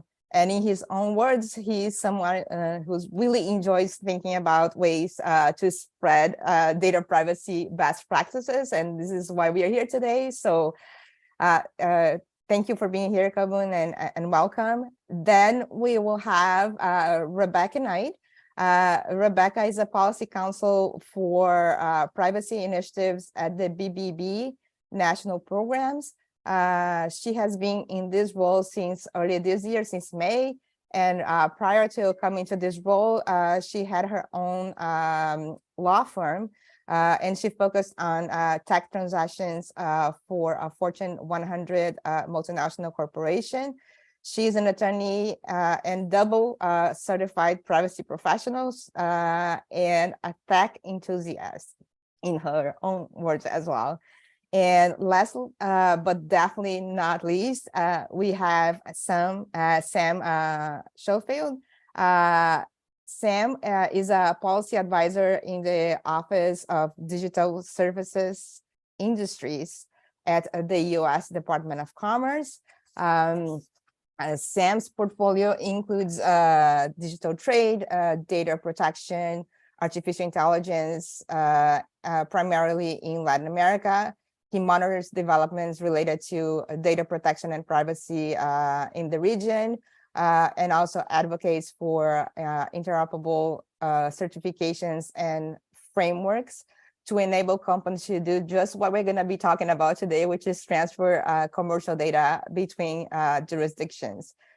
Sam also is an active member of the Department of Commerce's AI task force, and he serves on the United States delegation to the OECD working party. And this is probably one of the reasons he's joining us from so far away today. So really appreciate Sam, Rebecca, you for being here.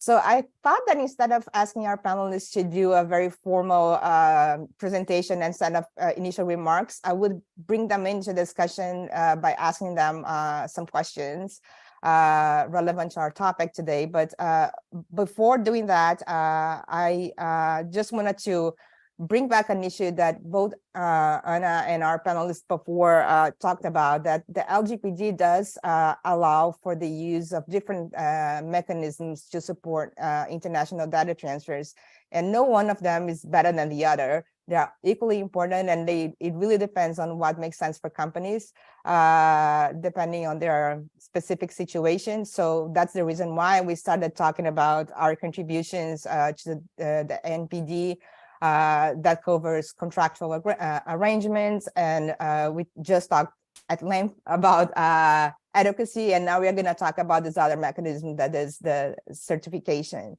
So just to level set us, I wanted to say that. And another thing that I was going to say just before I turn to our panelists is that we are going to be talking about APEC quite a bit today. And that is really the Asia Pacific Economic Corporation. That is an economic forum in the Asia Pacific region. So just wanted to clarify that so we can use all our acronyms and everybody will understand what we are talking about. So APEC and CBPR, two acronyms we're going to be talking about a whole lot. So with that out of the way, again, thanking everyone for being here, and we hopefully will have, even though we are running a little bit late, but hopefully we'll have a few minutes towards the end for questions. So if you do have them, please place them in the Q&A. Either Portuguese or English is fine. We'll address them if we have some time. So with that out of the way, let me start by asking Kobun, if you welcome. Thank you for being here. If you could please provide us with a general overview of the current APEC CBPR system and what that is all about. Thank you. Yes, thanks so much, Leticia. Good morning to everyone. I'm so grateful to be invited to speak with all of you today. This is great. And it's the hard act to follow from these prior presentations. I've been listening in, and it's been a good conversation so far. As Leticia mentioned, I'm the managing director for IAPP's Washington, D.C. office, so the International Association of Privacy Professionals. That's a professional association for the global data privacy profession. It helps to define and promote and improve the practice of data protection around the world. I'm here today more in my capacity as a privacy lawyer who has studied mechanisms for bringing accountability and building trust in the data economy through the spread of privacy best practices. As Leticia mentioned, my prior role was with BBB National Programs, where my co-panelist Rebecca currently works. They're a nonprofit organization that designs and operates independent accountability mechanisms based on mechanisms like Privacy Shield and the CBPR system. So when we're talking about accountability in this context, we're thinking about things like dispute resolution procedures, which are part of both Privacy Shield and the CBPRs, or certification mechanisms based on independent assessments, where the third-party agent reviews the policies and procedures of the participating organization and ensures that they're compatible with requirements. And that speaks to the top level of what the CBPR structure is. So let's start at the bottom and work our way up. The most important thing to notice and to recognize about a mechanism like CBPR is that it is a multi-layered mechanism. So at the foundation is this relationship between the countries, between the economies that participate in the APEC system.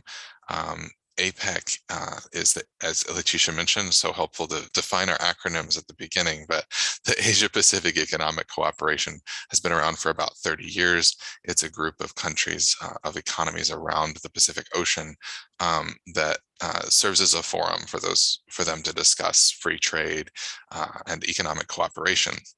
And one aspect of that cooperation grew to be an agreement between data protection authorities to cooperate on investigations and enforcement of data privacy violations. Along with that, they decided to draft a framework of mutually recognized minimum standards for privacy. And that became the Cross-Border Privacy Rules Framework, the CBPR, which incorporates 50 privacy principles that all of the participating economies have agreed map onto their local requirements and create a uniform foundation. The participating economies in CBPR are smaller than all of the APEC economies. A country that wishes to join the CBPR system has to demonstrate that it's able to enforce those 50 principles through operation of its domestic laws. So in some countries, that's accomplished kind of by mapping the requirements of CBPR to local comprehensive data protection laws like the LGPD. In the United States, where we don't have a comprehensive consumer privacy law, and the FTC, our primary privacy enforcer, uses instead general consumer protection law as its basis for enforcement, we accomplish that enforcement by requiring public commitment to the CBPR principles from the companies, the participating organizations, which makes those principles fully enforceable in the United States based on our use of deception as a prong of consumer protection law. There are currently 9 APEC economies in the fully participating in the CBPR system: the US, Mexico, Canada, Japan, the Republic of Korea, Australia, Chinese Taipei, and the Philippines. Each of them recognizes and approaches the system in its own way, which I think highlights the flexibility of the system as it's been built out. In some of them, like Japan and Korea, there is recognition of CBPR as a valid transfer mechanism or other kind of recognized certification in domestic law that provides various benefits to companies. Interestingly, the US, Canada, and Mexico recently recognized CBPR in their free trade agreement as a way to sort of future-proof free flow of data across those borders in the event that there are ever future restrictions on data flows in those countries. The second layer of the CBPR system consists of accountability agents. These are the independent entities that have to review the policies and practices of organizations that wish to be certified under the CBPR system. So in order to become accountability agents, organizations have to demonstrate their impartiality and transparency along a lot of different metrics. They have to apply to their local authority in their jurisdiction, which then applies on their behalf to the APEC structure, to the participating economies, to have them approved as a valid accountability agent. They have to show that they have robust mechanisms for certification and annual reviews, as well as procedures for ongoing monitoring, dispute resolution between individuals and participating organizations. In the US, we now have 5 approved accountability agents. They're all independent private sector organizations. Other countries have approved sort of government entities or pseudo-governmental entities to serve in the capacity of accountability agents. So that also kind of differs depending on the usual structure of the country. And then the final layer of the CBPR system is of course, the participating organizations that are certified to the system. I think there's something really powerful in the idea of a voluntary mechanism that requires action on the part of the organization to demonstrate that it has a real commitment to the program requirements, which is then enforceable through domestic law. Once those organizations are certified, their commitments to the CBPR privacy principles are recognized by all of the participating economies, with the understanding that the commitment is going to be enforced by both the accountability agent and then the local DPA. And then, as I mentioned, whatever benefits flow from that depend on how each individual country has recognized the CBPRs in its own law. I think just to close, it's important to note just one thing more about CBPRs, which I kind of mentioned, but it's important to highlight that it's designed to be a uniform baseline. It represents kind of the minimum set of standards that are agreed through a multilateral forum. Joe Jones just talked a lot about multilateralism as a different strategy than bilateral discussion. And they're meant to be a foundation of data protection. So it does allow for differences in local law and is designed in a way that respects those differences. Companies are able to commit to apply the principles kind of in a flexible manner. Either I've seen some companies say that we're committed to this across our global operations. Other companies say, maybe I'm just using this as a specific transfer mechanism and I commit only among certain subsidiaries located in certain countries. But on top of that commitment, they're expected to comply with any local rules that might be built on top of that foundation. So yeah, I'll close there on that question, I think, Leticia, and I'm always happy to answer more specific questions. Absolutely. I think that was great. Thank you so much for giving us this overview, because it helps us all come to an understanding of what this mechanism is about. And we'll talk about more of its specifics in a little while, but that has been a great overview. So let me now turn to Sam, if I could. First of all, thank you so much for being here and for joining us from so far away today. We really, really appreciate that. So based on what Kobun just shared with us, the CBPR is a mechanism that is currently just available within APAC. So if you could please tell us a little bit about the announcement that we had earlier this year in April, that is going to make the mechanism to go from regional to global. That would be fantastic. And what the impact of this announcement is for Brazil. Sure, thanks. Can you all hear me? Okay, great. Sorry, just 1 second. Let me yeah, so first of all, thank you, Leticia. Thank you, Ana Paula, for inviting me today. I'm happy to join. Greetings from Paris.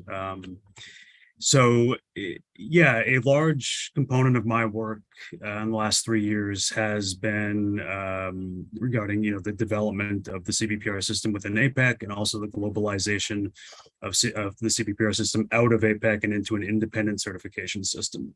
So the United States and 6 other APEC CBPR members formally announced the establishment of the Global CBPR Forum in April of this year. However, Mexico and Australia have subsequently signed on to the declaration and joined. So we have all 9 current APEC CBPR members that are going to be involved in the global forum. Discussions about globalizing the APEC CBPR had been going on for quite some time, dating back to 2019, even before I started the Department of Commerce. And, the basic motivation for those discussions was simply that APEC had been, the CBPR system had been a very successful interoperable data transfer tool developed and incubated within APEC, but that in order to scale the benefits for companies, for consumers, and for regulators, it really needed to be able to grow beyond just APEC because, there are only 21 members of APEC. Not all of them were joining the system, and there were other countries and other regions that were inquiring about, how does this system work?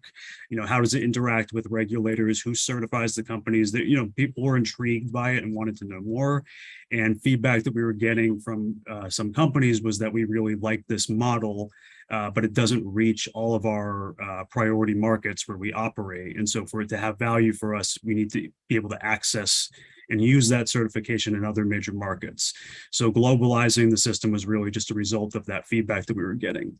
So currently we're in the process of finalizing all of the, substantive details of how the global CBPR forum will work, establishing a new independent secretariat, updating program requirements. Well, program requirements are staying the same at the moment, but we're updating, the documentation for how accountability agents get certified, the process for new countries joining.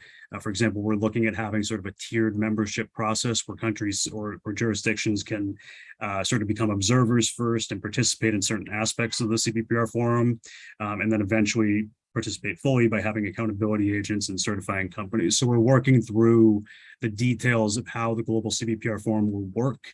However, at least in the short term, the program requirements in general, administration and oversight of the system will remain the same as it is within APEC, except it will not be affiliated in any way with APEC, and it will be completely independent and open to any jurisdictions that can meet the requirements and underlying principles of the CBPR forum globally. So you asked, why is this relevant to Brazil? So we've been talking with Brazil for more than 2 years now about the CBPR model. Dating back to when I, just started at Commerce ITA. In the beginning, it was really, like I said, an emphasis on the model because Brazil and other countries in the region were not eligible to join the APEC CBPR system. But as Brazil was establishing a new national data protection law and, setting up the ANPD, we felt the need to engage and at least share with a major trading partner like Brazil and the second largest economy in the region, how the United States approaches this issue of regulating cross-border commercial data transfers. So really kind of the first engagements with Brazil were just discussing how does this system work? How do companies get certified? Who has oversight of the companies? What is required of a regulator who participates in the cooperative enforcement network of CBPR? And then later on, as we moved towards globalizing the CBPR, those discussions became much more specific and sort of focused, meaning that beginning in April, actually back in DC, we really started talking about, so, is there interest within Brazil in potentially joining this cooperative network and global CBPR forum? What kinds of information would you need to be able to make that kind of decision? Where are there gaps or commonalities in your law and your legal requirements for data protection and data transfers with regard to the CBPR? And so in the last year, we've had, I think, 3 or 4 in-person engagements. We met with the ANPD leadership in Washington. We had a staff member from the ANPD come to Hawaii for our multilateral global CBPR workshop in April. I went down to Brasilia in August and gave a presentation on the CBPR to multiple agencies along with some colleagues from Commerce. And then we also just had 2 members of the ANPD attend our second multilateral global CBPR workshop in Korea last week. So engagement has been substantive and increasing in frequency. But the last point I would just like to emphasize is that Brazil is sort of a model for how we prefer to approach other countries about global CBPR, and that it's typically not simply just saying, can you recognize this certification in your country? Will you participate in the global CBPR forum? It's about understanding how countries prefer to regulate international data transfers, which mechanisms are easiest for them to enforce. And then we open the discussion to, so how could CBPR fit under your regulatory model? Does your law allow for certifications? Does it allow for the regulator to approve certain international certifications under the law, things like that? And so it's a very, very step-by-step process. We would love to have 30 countries participating in the global CBPR forum because it would scale the collective benefits, but this has to be a very methodical process because it is not simple to just sign on. You can sign on to an agreement like the CBPR, but then there are steps required, like Coben mentioned. You have to establish a domestic accountability agent, independent certification body in order for your local companies to participate. So the job doesn't end even once a country joins the global CBPR. So we prefer for this to be step by step and ongoing dialogue to figure out how can we enable our systems to converge or be as interoperable as possible through mechanisms like the CBPR. And then we figure out how to kind of go from there in onboarding a new country. And so Brazil is not the only country we're speaking with. I'd say there's about a dozen countries across Latin America, the Middle East, Western Europe, and Southeast Asia.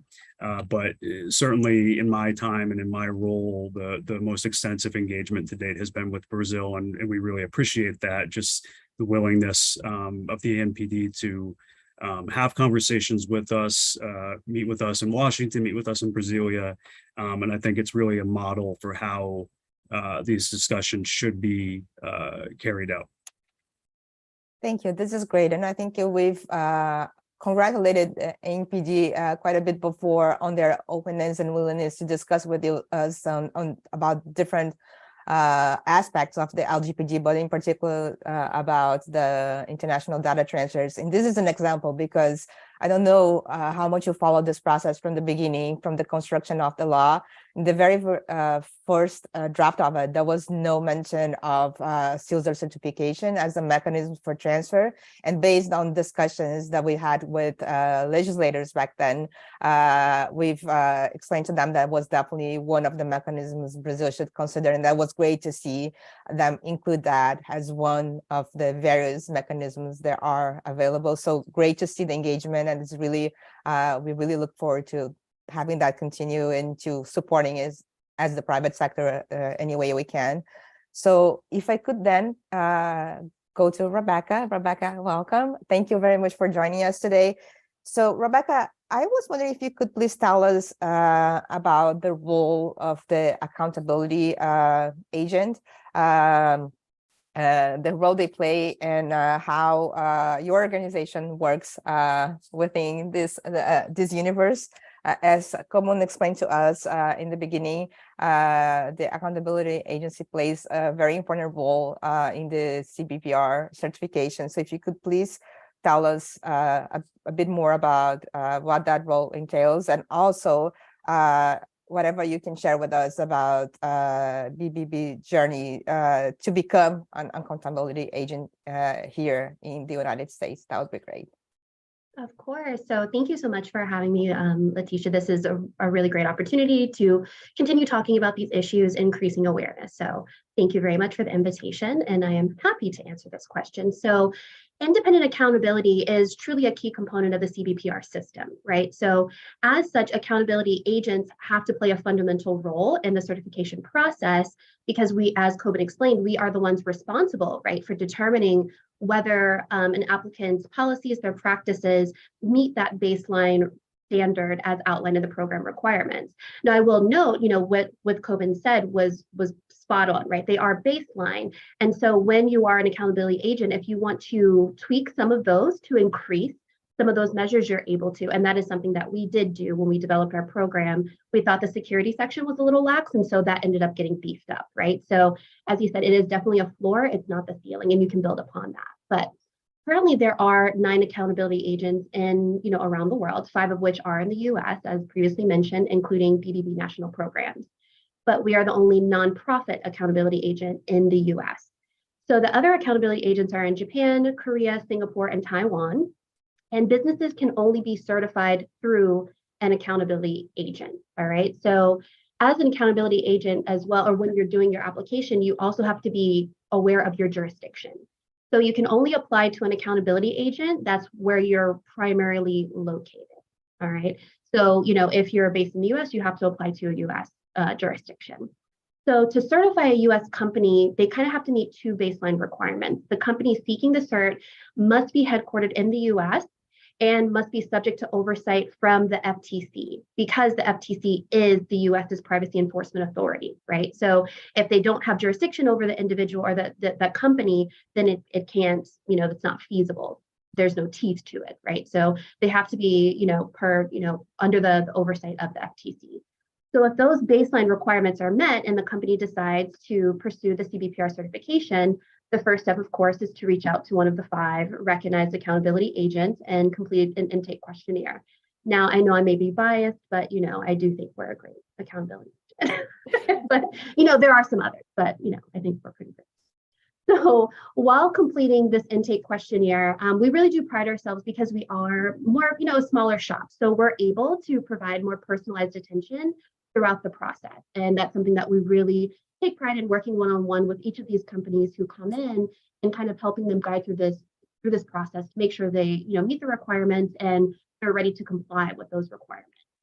So once the questionnaire is complete, we go ahead and carefully review it. We take a look at all the responses, complete any analysis of the responses. If something may be missing or we think there needs some more explanation, we're able to reach back out to the company and get that. And then we also review all of their policies and practice, submitted it through the application to make sure all the program requirements are being met, right? So that's and their obligations. So notice, collection limitation, uses of personal information, choice, integrity of personal information, the security safeguards, access and correction, and accountability. So all of these need to be demonstrated throughout the application itself. So after our examination is complete, we produce a customized certification findings report that details our full assessment, literally saying like, this is the requirement, this is what we looked like, what we looked at, this is what was met, right? And so it's a very thorough assessment. However, that findings report is only provided to the applicant and is confidential. So that's not something that's posted somewhere or anything like that. That is just something that we share directly with the company to let them know that they're up to board and they're on par with what we expect.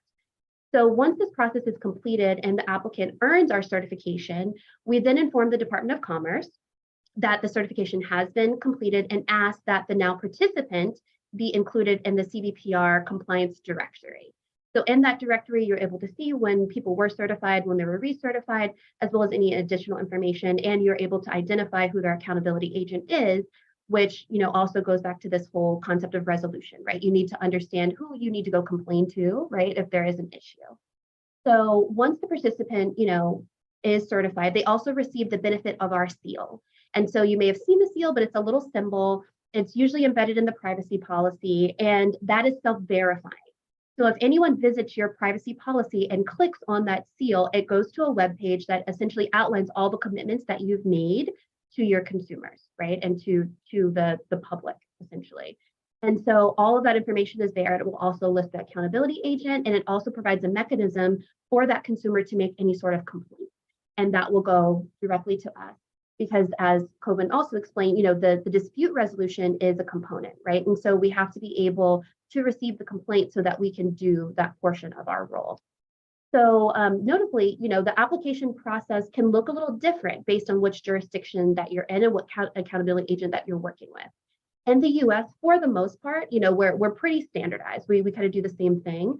But when you look at other jurisdictions, they do things such as like on-site inspections, right? Where they're physically in your offices, they're doing top management interviews, they're reviewing your processes. And so some of these other, systems are a little more in depth. So you can really tailor it to what you believe your jurisdiction needs, right? So you also asked me to explain a little bit about our journey. So I'll keep it just brief because I know that was a lot of information just kind of thrown at you guys, and absolutely willing to flesh out any additional questions if need be. But to become an accountability agent, of course, you have to apply, right? So not only are our participants applying, but we also had to apply to be accepted into the system. So we decided to apply because we saw that this space had, a really great opportunity for a nonprofit to come in and provide kind of these low-cost services, right? Because that just increases the inclusiveness. So this is not something reserved simply for large corporations, but this is something that even a small business could fit in with their budget. So we wanted to be that mechanism that provided that low-cost option to increase participation. But we also already had experience, right, in this space with Privacy Shield and the Safe Harbor before then, right? So, BBB National Program has been a player in the space before, and so it just kind of seemed like a really great fit to add this to our repertoire, if you want to say that. So the recognition application process itself was pretty straightforward and is pretty straightforward. So to be considered, you have to explain how you're subject to the jurisdiction of the relevant enforcement authority, as previously noted, that's the FTC, describe how each accountability recognition criteria has been met, and you actually use a checklist. So those are annexes A and B if you look at the application, or if you look at the guide that explains how some of this is done. So the criteria includes things such as no conflicts of interest, maintaining a comprehensive review process, implementing ongoing monitoring of the participants that you've certified, ensuring recertification and attestation from the participants, which has to be done on an annual basis, and provide that dispute resolution mechanism. So once you have the application together, you then submit the application to your relevant government agency. So in the US, that is the Department of Commerce for us. So then the government agency will send off that recognition application to APEC's Joint Oversight Panel. That's when they will start the consideration process. So the JOP will review the application and issue a recommendation to the APEC economies on whether to recognize the applicant accountability agent. So the economies will then consider the JOP's recommendations, right, as well as the application itself. So if there are no objections, and nothing is received within a set period of time, then the application will be considered approved, and boom, you're an accountability agent, right? So we submitted our application in September 2020, and we received our recognition recommendation from JOP in December 2020, so only 2 months. And it wasn't opposed, and we officially became an accountability agent in January 2021. So in total, the process only took a few months. So it was pretty easy, to get through, navigate, and we were able to get the resources that we needed to demonstrate that. So, but of course, it's not a one and done process. Just like a participant, accountability agents have to recertify and reapply as well. And so we have to reapply annually to remain recognized. So happy to discuss any of those points further. And I'm sorry, it was a lot of information. No, that was excellent. Thank you. So great to see the issue of, that you mentioned of the role of the agent in terms of the accountability aspect of the CBPR, and also when it comes to enforceability, right? Because that's really what gives the mechanism teeth. So speaking of enforceability, let me turn back to Sam and just ask if you could please explain to us how the enforcement mechanism within the CBPR works, and whether or not that mechanism would impact the ability of local economies to enforce their own laws and regulations. Yeah, thanks, Leticia. So that's a really important question because, as you can imagine, we're being asked just that by a lot of the countries that we are engaging with about future global CBPR membership. The short answer is participating in the global CBPR system does not in any way remove a domestic regulator's ability to enforce their domestic law. So as a couple folks have mentioned, even when a company is certified in the CBPR system or global CBPR forum, they effectively have baseline compliance with all 9 participating countries' laws, and in the future, 12, 15, whatever it may be. But if there are still additional unique requirements, such as mandatory reporting on a cyber breach, requirement to have, an in-person data protection officer in country, things like that, under one country's law, a company is still required to comply with those local laws. And the regulator can at any time choose to enforce suspected violations of either CBPR program requirements or domestic law. The role of the accountability agents is, well, there's multiple roles, but it's really twofold. First, they are an additional layer of accountability and oversight of companies' privacy practices. So they assist regulators in really vetting companies' privacy practices to see if they're compliant with the principles in the CBPR system and domestic law. Basically, looking at their ability to really effectively comply with the program's requirements across jurisdictions. And then also, once companies are certified, accountability agents can technically assist the regulators by fielding complaints from consumers or questions about companies' privacy practices. So accountability agents are constantly monitoring whether or not companies are complying with CBPR program requirements. And if consumers submit complaints or questions, they can act as sort of a dispute resolution mediator. And then in the event that they can resolve those complaints, it might have just been a misunderstanding about how a company handled someone's data. They can handle it so that it doesn't have to go to the regulator. But if there is some issue with a company's data processing practices that can't be resolved by the accountability agent, they can refer it to the domestic regulator. But during all of that, regardless of how much consumers are just interacting directly with the accountability agent, a domestic regulator like the ANPD can at any time be conducting its own investigations or contacting companies directly.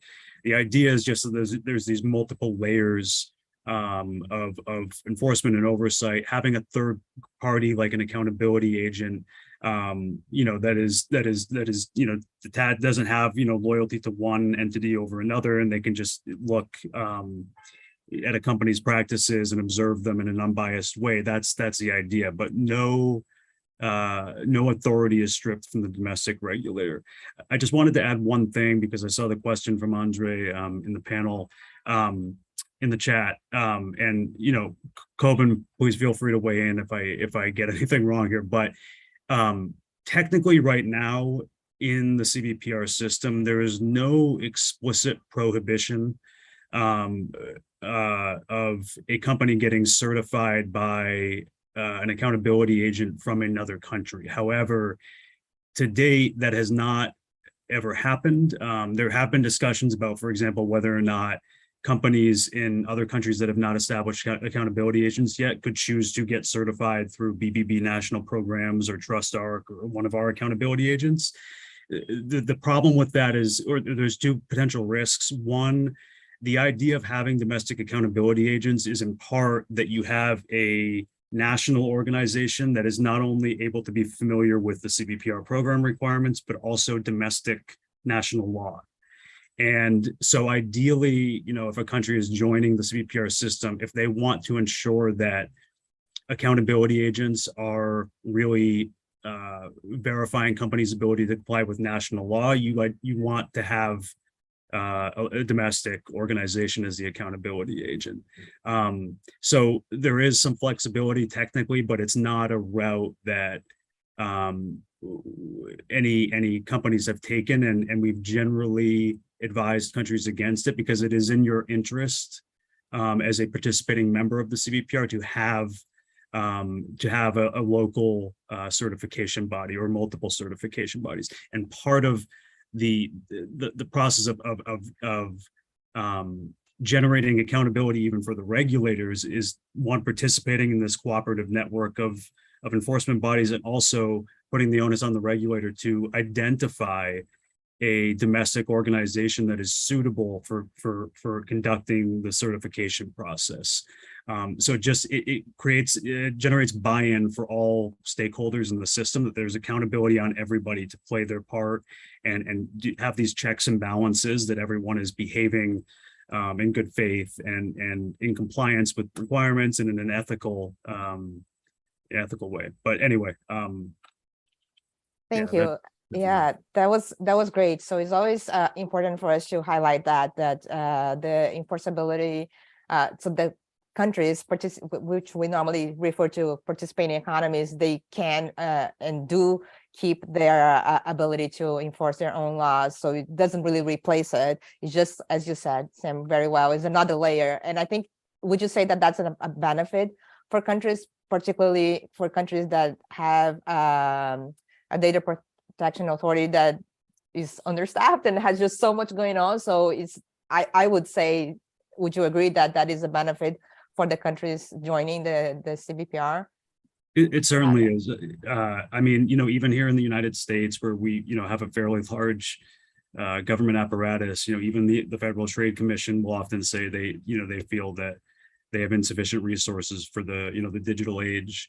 And just another country in Latin America recently told me that in the last 5 years, they've had on average a 39% annual increase in complaints received from consumers. And so many regulatory agencies, no matter how extensive, technical, legal skills they might have on their staff and experience, they just lack the resources to handle every complaint coming from consumers. And so accountability agents do help kind of offset that burden from the regulators, while still maintaining the regulators' ability to take action at any given time. But it sort of shares the burden, across multiple organizations to monitor companies' privacy practices and resolve disputes between them and consumers. That's great, thank you. So speaking of benefits, I wonder if I can turn to Rebecca and ask you to please help us understand a little bit from your perspective. What would you say that benefits for participating companies would be? Are there any insights that we could share with us on that? And also, still speaking of benefits, how would these benefits be augmented when the CBPR becomes global? Absolutely. So, each company comes to us for different reasons, right? Depending on what you do, how you do it, how large you are, who your consumer base is, everyone's calculus is going to be slightly different, right? And everybody kind of gets a different benefit. So I'm just going to kind of focus on three, right? Three kind of primary ones that I see are usually the trend. So the first is consumer trust, then the bilateral approach, and then the cost effectiveness of it all.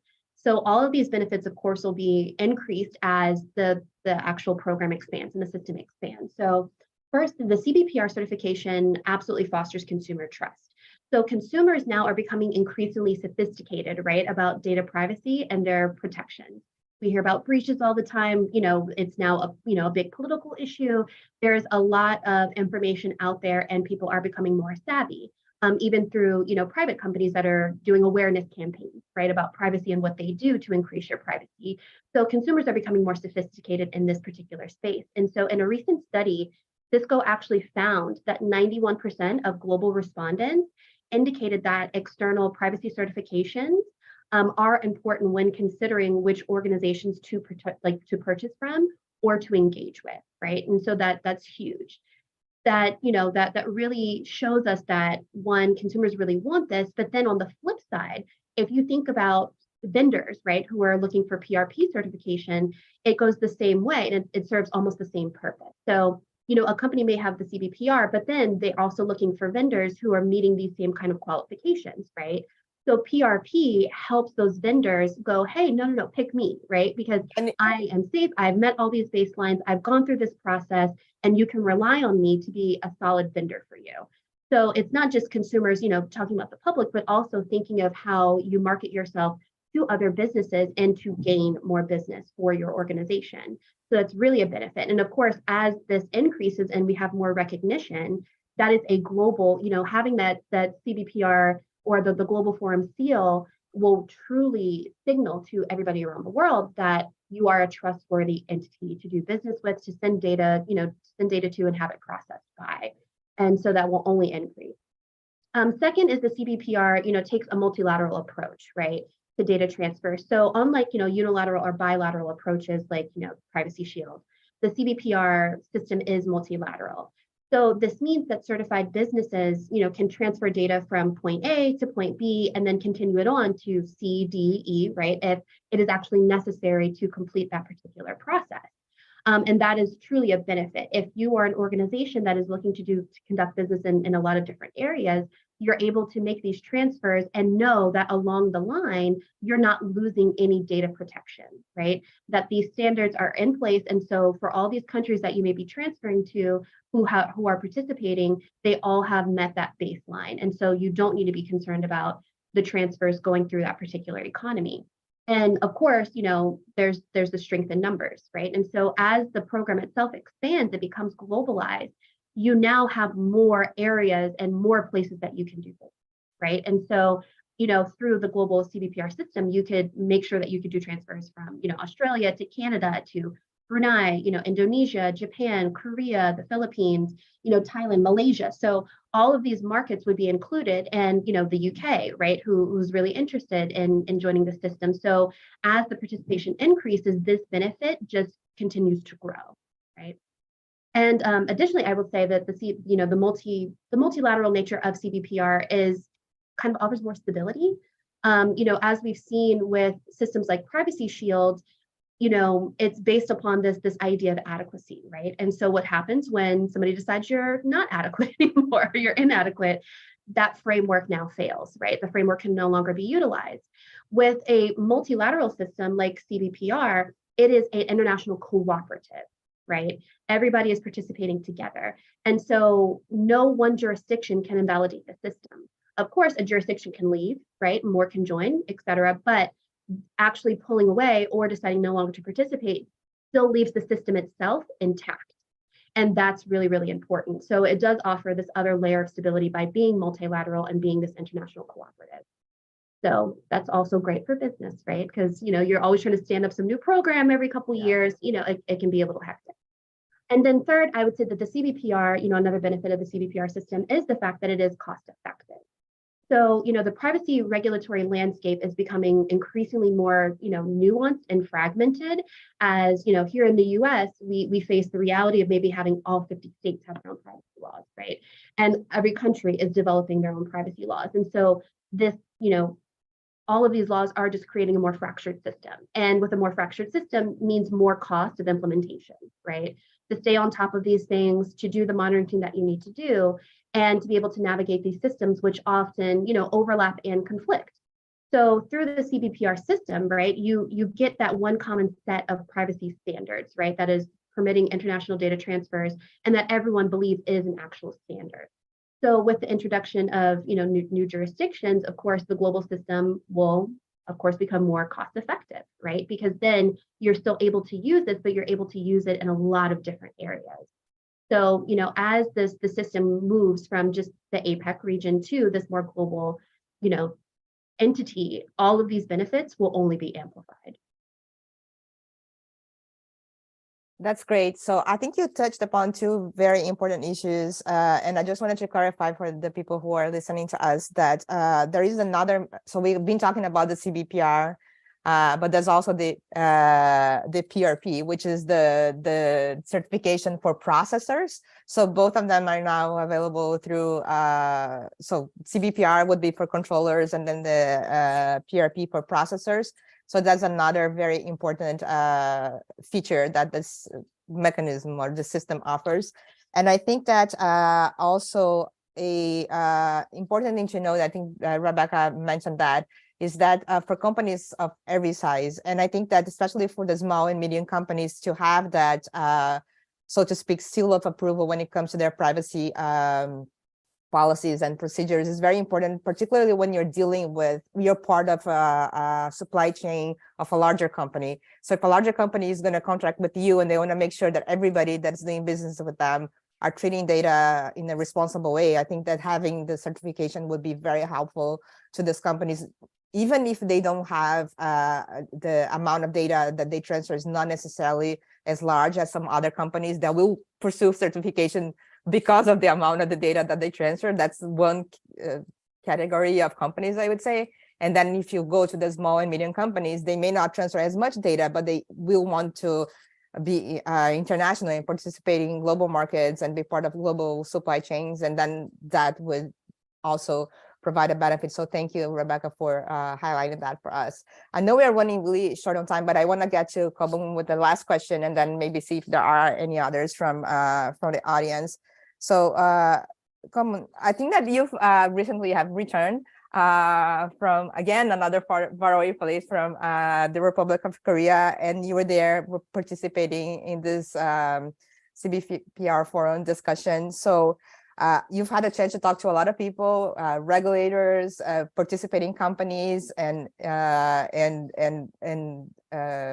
you know, with a lot of people. So in your view, based on these conversations and the work you've done before, how do you think the CBPR system contributes to these mechanisms that are existing everywhere for them to become more interoperable? So how does they contribute for the interoperability of the systems? Sure. Yeah, I like that question. And I have to say it's nice being here with other panelists who are so well versed in these issues, because I agree with everything that they've said. And I think they've covered a little bit, all of the main themes, which kind of speak to your question as well. I think maybe it's best to open back to kind of a historical context. If we look back across the recent history of international data transfers and international rules, I think there's really two themes that are emerging. There's a significant trend toward localization, which are rules that restrict transfers and require personal data to be kept within borders. But there's also a major trend toward what you're calling interoperability. Others say convergence as a word there. Finding those mechanisms that can bridge gaps between, even as data protection rules diverge, finding ways to bridge those gaps, building those bridges, and kind of recognizing that no matter that no two regimes are ever going to be exactly the same, but we can find that common ground in order to facilitate trustable, and accountable free flow of data. So yeah, I think it was really eye-opening to be in Korea to see how Sam and everyone else has been doing on growing this program of the CBPR Forum into a global mechanism. I think if it's successful, it can serve as a really interesting platform to foster interoperability. Mostly I will go back to this idea of the voluntary but enforceable nature of this type of structure. That is one major difference between a top-down bilateral type of arrangement that we see in an adequacy type of regime, instead of one-on-one discussions between two countries. Just as Rebecca said, these are based in multilateral arrangements and then require the company to do something, to take that active stance in order to demonstrate that it is committed to meeting these baseline standards. So I think if that can spread, that can lead to a really interesting spread of those best practices in ways that potentially include a lot of different companies of all sizes, including small and medium businesses, as Rebecca also mentioned. It is, I think it's a more achievable mechanism than some of the other types of transfer mechanisms out there. But that's all going to rely on local countries determining what kind of benefits that they're willing to provide for members, for participating businesses and organizations in CBPR. And so I think it's a bit of a chicken and egg problem. We haven't yet reached that kind of network effect of having a lot of people participating in the system. And part of the reason is that there haven't been a lot of business benefits, a lot of kind of carrots to provide to the business to say, this is why you should take the voluntary step of demonstrating your own higher level of commitments to these standards. So hopefully, as additional countries join this new forum, there will be more recognition in local law, either through these local certification regimes or other potential mechanisms that would help to really drive that growth. And I think we are potentially on the at a place where we would start to see that growth in the future. I think Sam also mentioned that the Global Forum has indicated an interest in modernizing the CBPR framework. That's, I think, somewhat welcome news in that I think the best practices have shifted a bit in the past 10 years. And I think you can see that in comparing the principles maybe to the LGPD. But overall, I think maybe with just more specificity in some of the principles, you see, I see a lot of modern ideas in the CBPR mechanism. And these again are meant to be minimum baseline requirements, and so like any foundation that they're meant to be built upon. So yeah, I'm very excited to see how this develops and whether it can continue to grow as an idea and as something in practice across new countries. Excellent. So thank you. I know we are running a little late here because we got a little bit of a late start. Just trying to see if there are any. I think we've answered some of the questions throughout. Just giving last chance to my co-hosts here to see if they wanted to ask any questions, because I'm not seeing any here relevant to this topic of the CBPR on the chat. Anyone last? If not, I am going to give each of my panelists a couple minutes to share with us any parting thoughts or any ideas they might want to share with us before we go.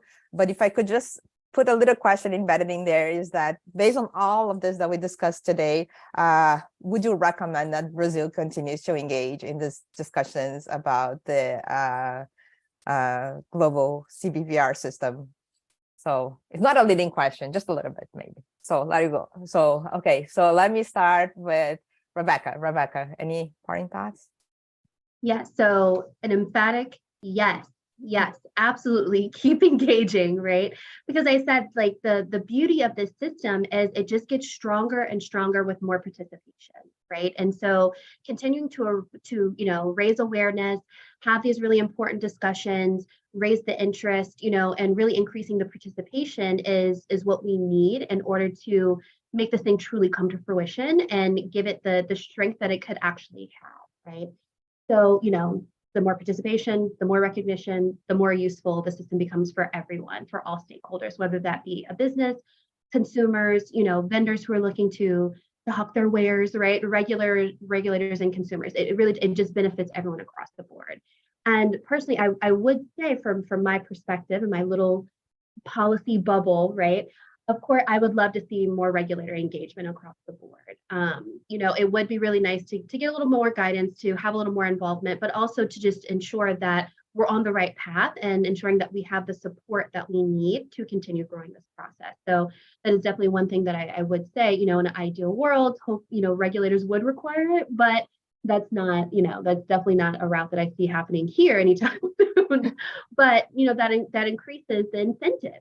Right, that incentivizes joining and getting a part of the system, because that it's something that now you're kind of required to do. But ideally, I really just want the regulators and these government agencies to just be champions of the system, so that we can continue to push this as a reliable international multilateral approach. Thank you. Thank you for having me. Yeah, thank you for being here. So let me now go to Komu. Komu, any final thoughts? I think I've more or less covered my general thoughts on CBPR and the kind of the future of the system in my other remarks. I certainly, welcome the ongoing engagement in this type of mechanism. IAPP remains kind of policy neutral. We don't endorse or kind of approve of any particular thing, but I think it's always important to have different, as has been mentioned earlier in this panel and others, it's important to have multiple options and different mechanisms, especially those that are focused on achievability, as Rebecca talked about, and the ability for flexibility as well, and kind of being able to, every business case is different, and I think it's important to find ways to help to ensure that companies are adopting best practices and making sure that they have good privacy processes in place, while also allowing for the continued business development in a trustworthy way. So I think it'll be really fascinating to see where we go from here. Thank you. So can we finish off with you, Sam, please? Any final? Sure.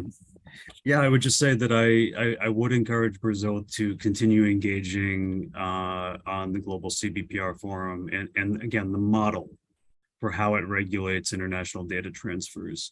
The priority of the United States, I'm just speaking on behalf of the United States, not all APEC members, but the general idea of the United States is that we encourage countries to allow for more tools in the toolkit for companies to comply with rules on international data transfers. There will always be some companies that decide to use other mechanisms or prefer other mechanisms. There may be companies that use multiple mechanisms in different markets, but the idea is for this type of model to be available to companies because it's a commonly recognized certification that is interoperable across any markets that participate in the system and recognize the certification. So I think it's in the interest of any large economy that has a significant trading relationship with the United States or any other APEC CBPR economy to consider participating in this network. And also that I think what it does for a country to participate is, what's unique about this system is it kind of gives all key stakeholders a stake in the game, meaning that they, once they participate, there are obligations for them to be active in their own oversight and participation in the network as a regulator, cooperating with other regulators, monitoring what their accountability agents are doing. The accountability agent has an incentive to comply with regulators and also monitor companies and consumers. Now having access to both regulators and also an independent body to raise complaints about companies' privacy practices. They have multiple channels through which to raise those concerns. And so I think it's this very unique network that, as Rebecca says, it only gets stronger as it grows because there are more stakeholders of each category that are participating in this, whether directly or indirectly.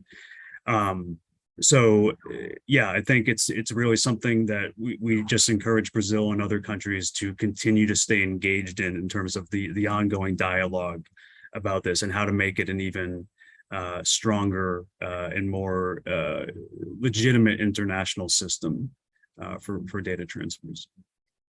Thank you. This has been such a great discussion. Thank you so much for educating me and maybe some others here that didn't know as much about CBPR. So I think we leave here today knowing a little bit more about this important mechanism and why we should keep an eye on that and consider it as it becomes available in Brazil, and also supporting ANPD in the discussions moving forward. So thank you, the three of you, for joining this morning, this evening, this afternoon, however late or early it is where you are. So thank you. I really appreciate it. So now back to you, Ana and Andre, for finishing us off here. Thank you. Ok, muito obrigado, Letícia, muito obrigado, Colbum, Rebeca, Sam. Fantástico dia hoje. A gente está aqui, pessoal, já estamos caminhando aqui para o nosso encerramento. Eu só queria dizer que a gente está celebrando o aniversário de 1 ano do Fórum Empresarial da LGPD agora, E não poderia ser da melhor maneira, né? Eu acho aqui com um evento, um seminário desse nível, talvez eu arrisco dizer, foi o melhor seminário, o mais amplo seminário sobre o tema que aconteceu até hoje no Brasil. Eu fico muito orgulhoso aqui da gente poder estar celebrando e comemorando esse aniversário de um ano da melhor maneira possível, que é trabalhando, né, e contribuindo, que é para isso que a gente está aqui.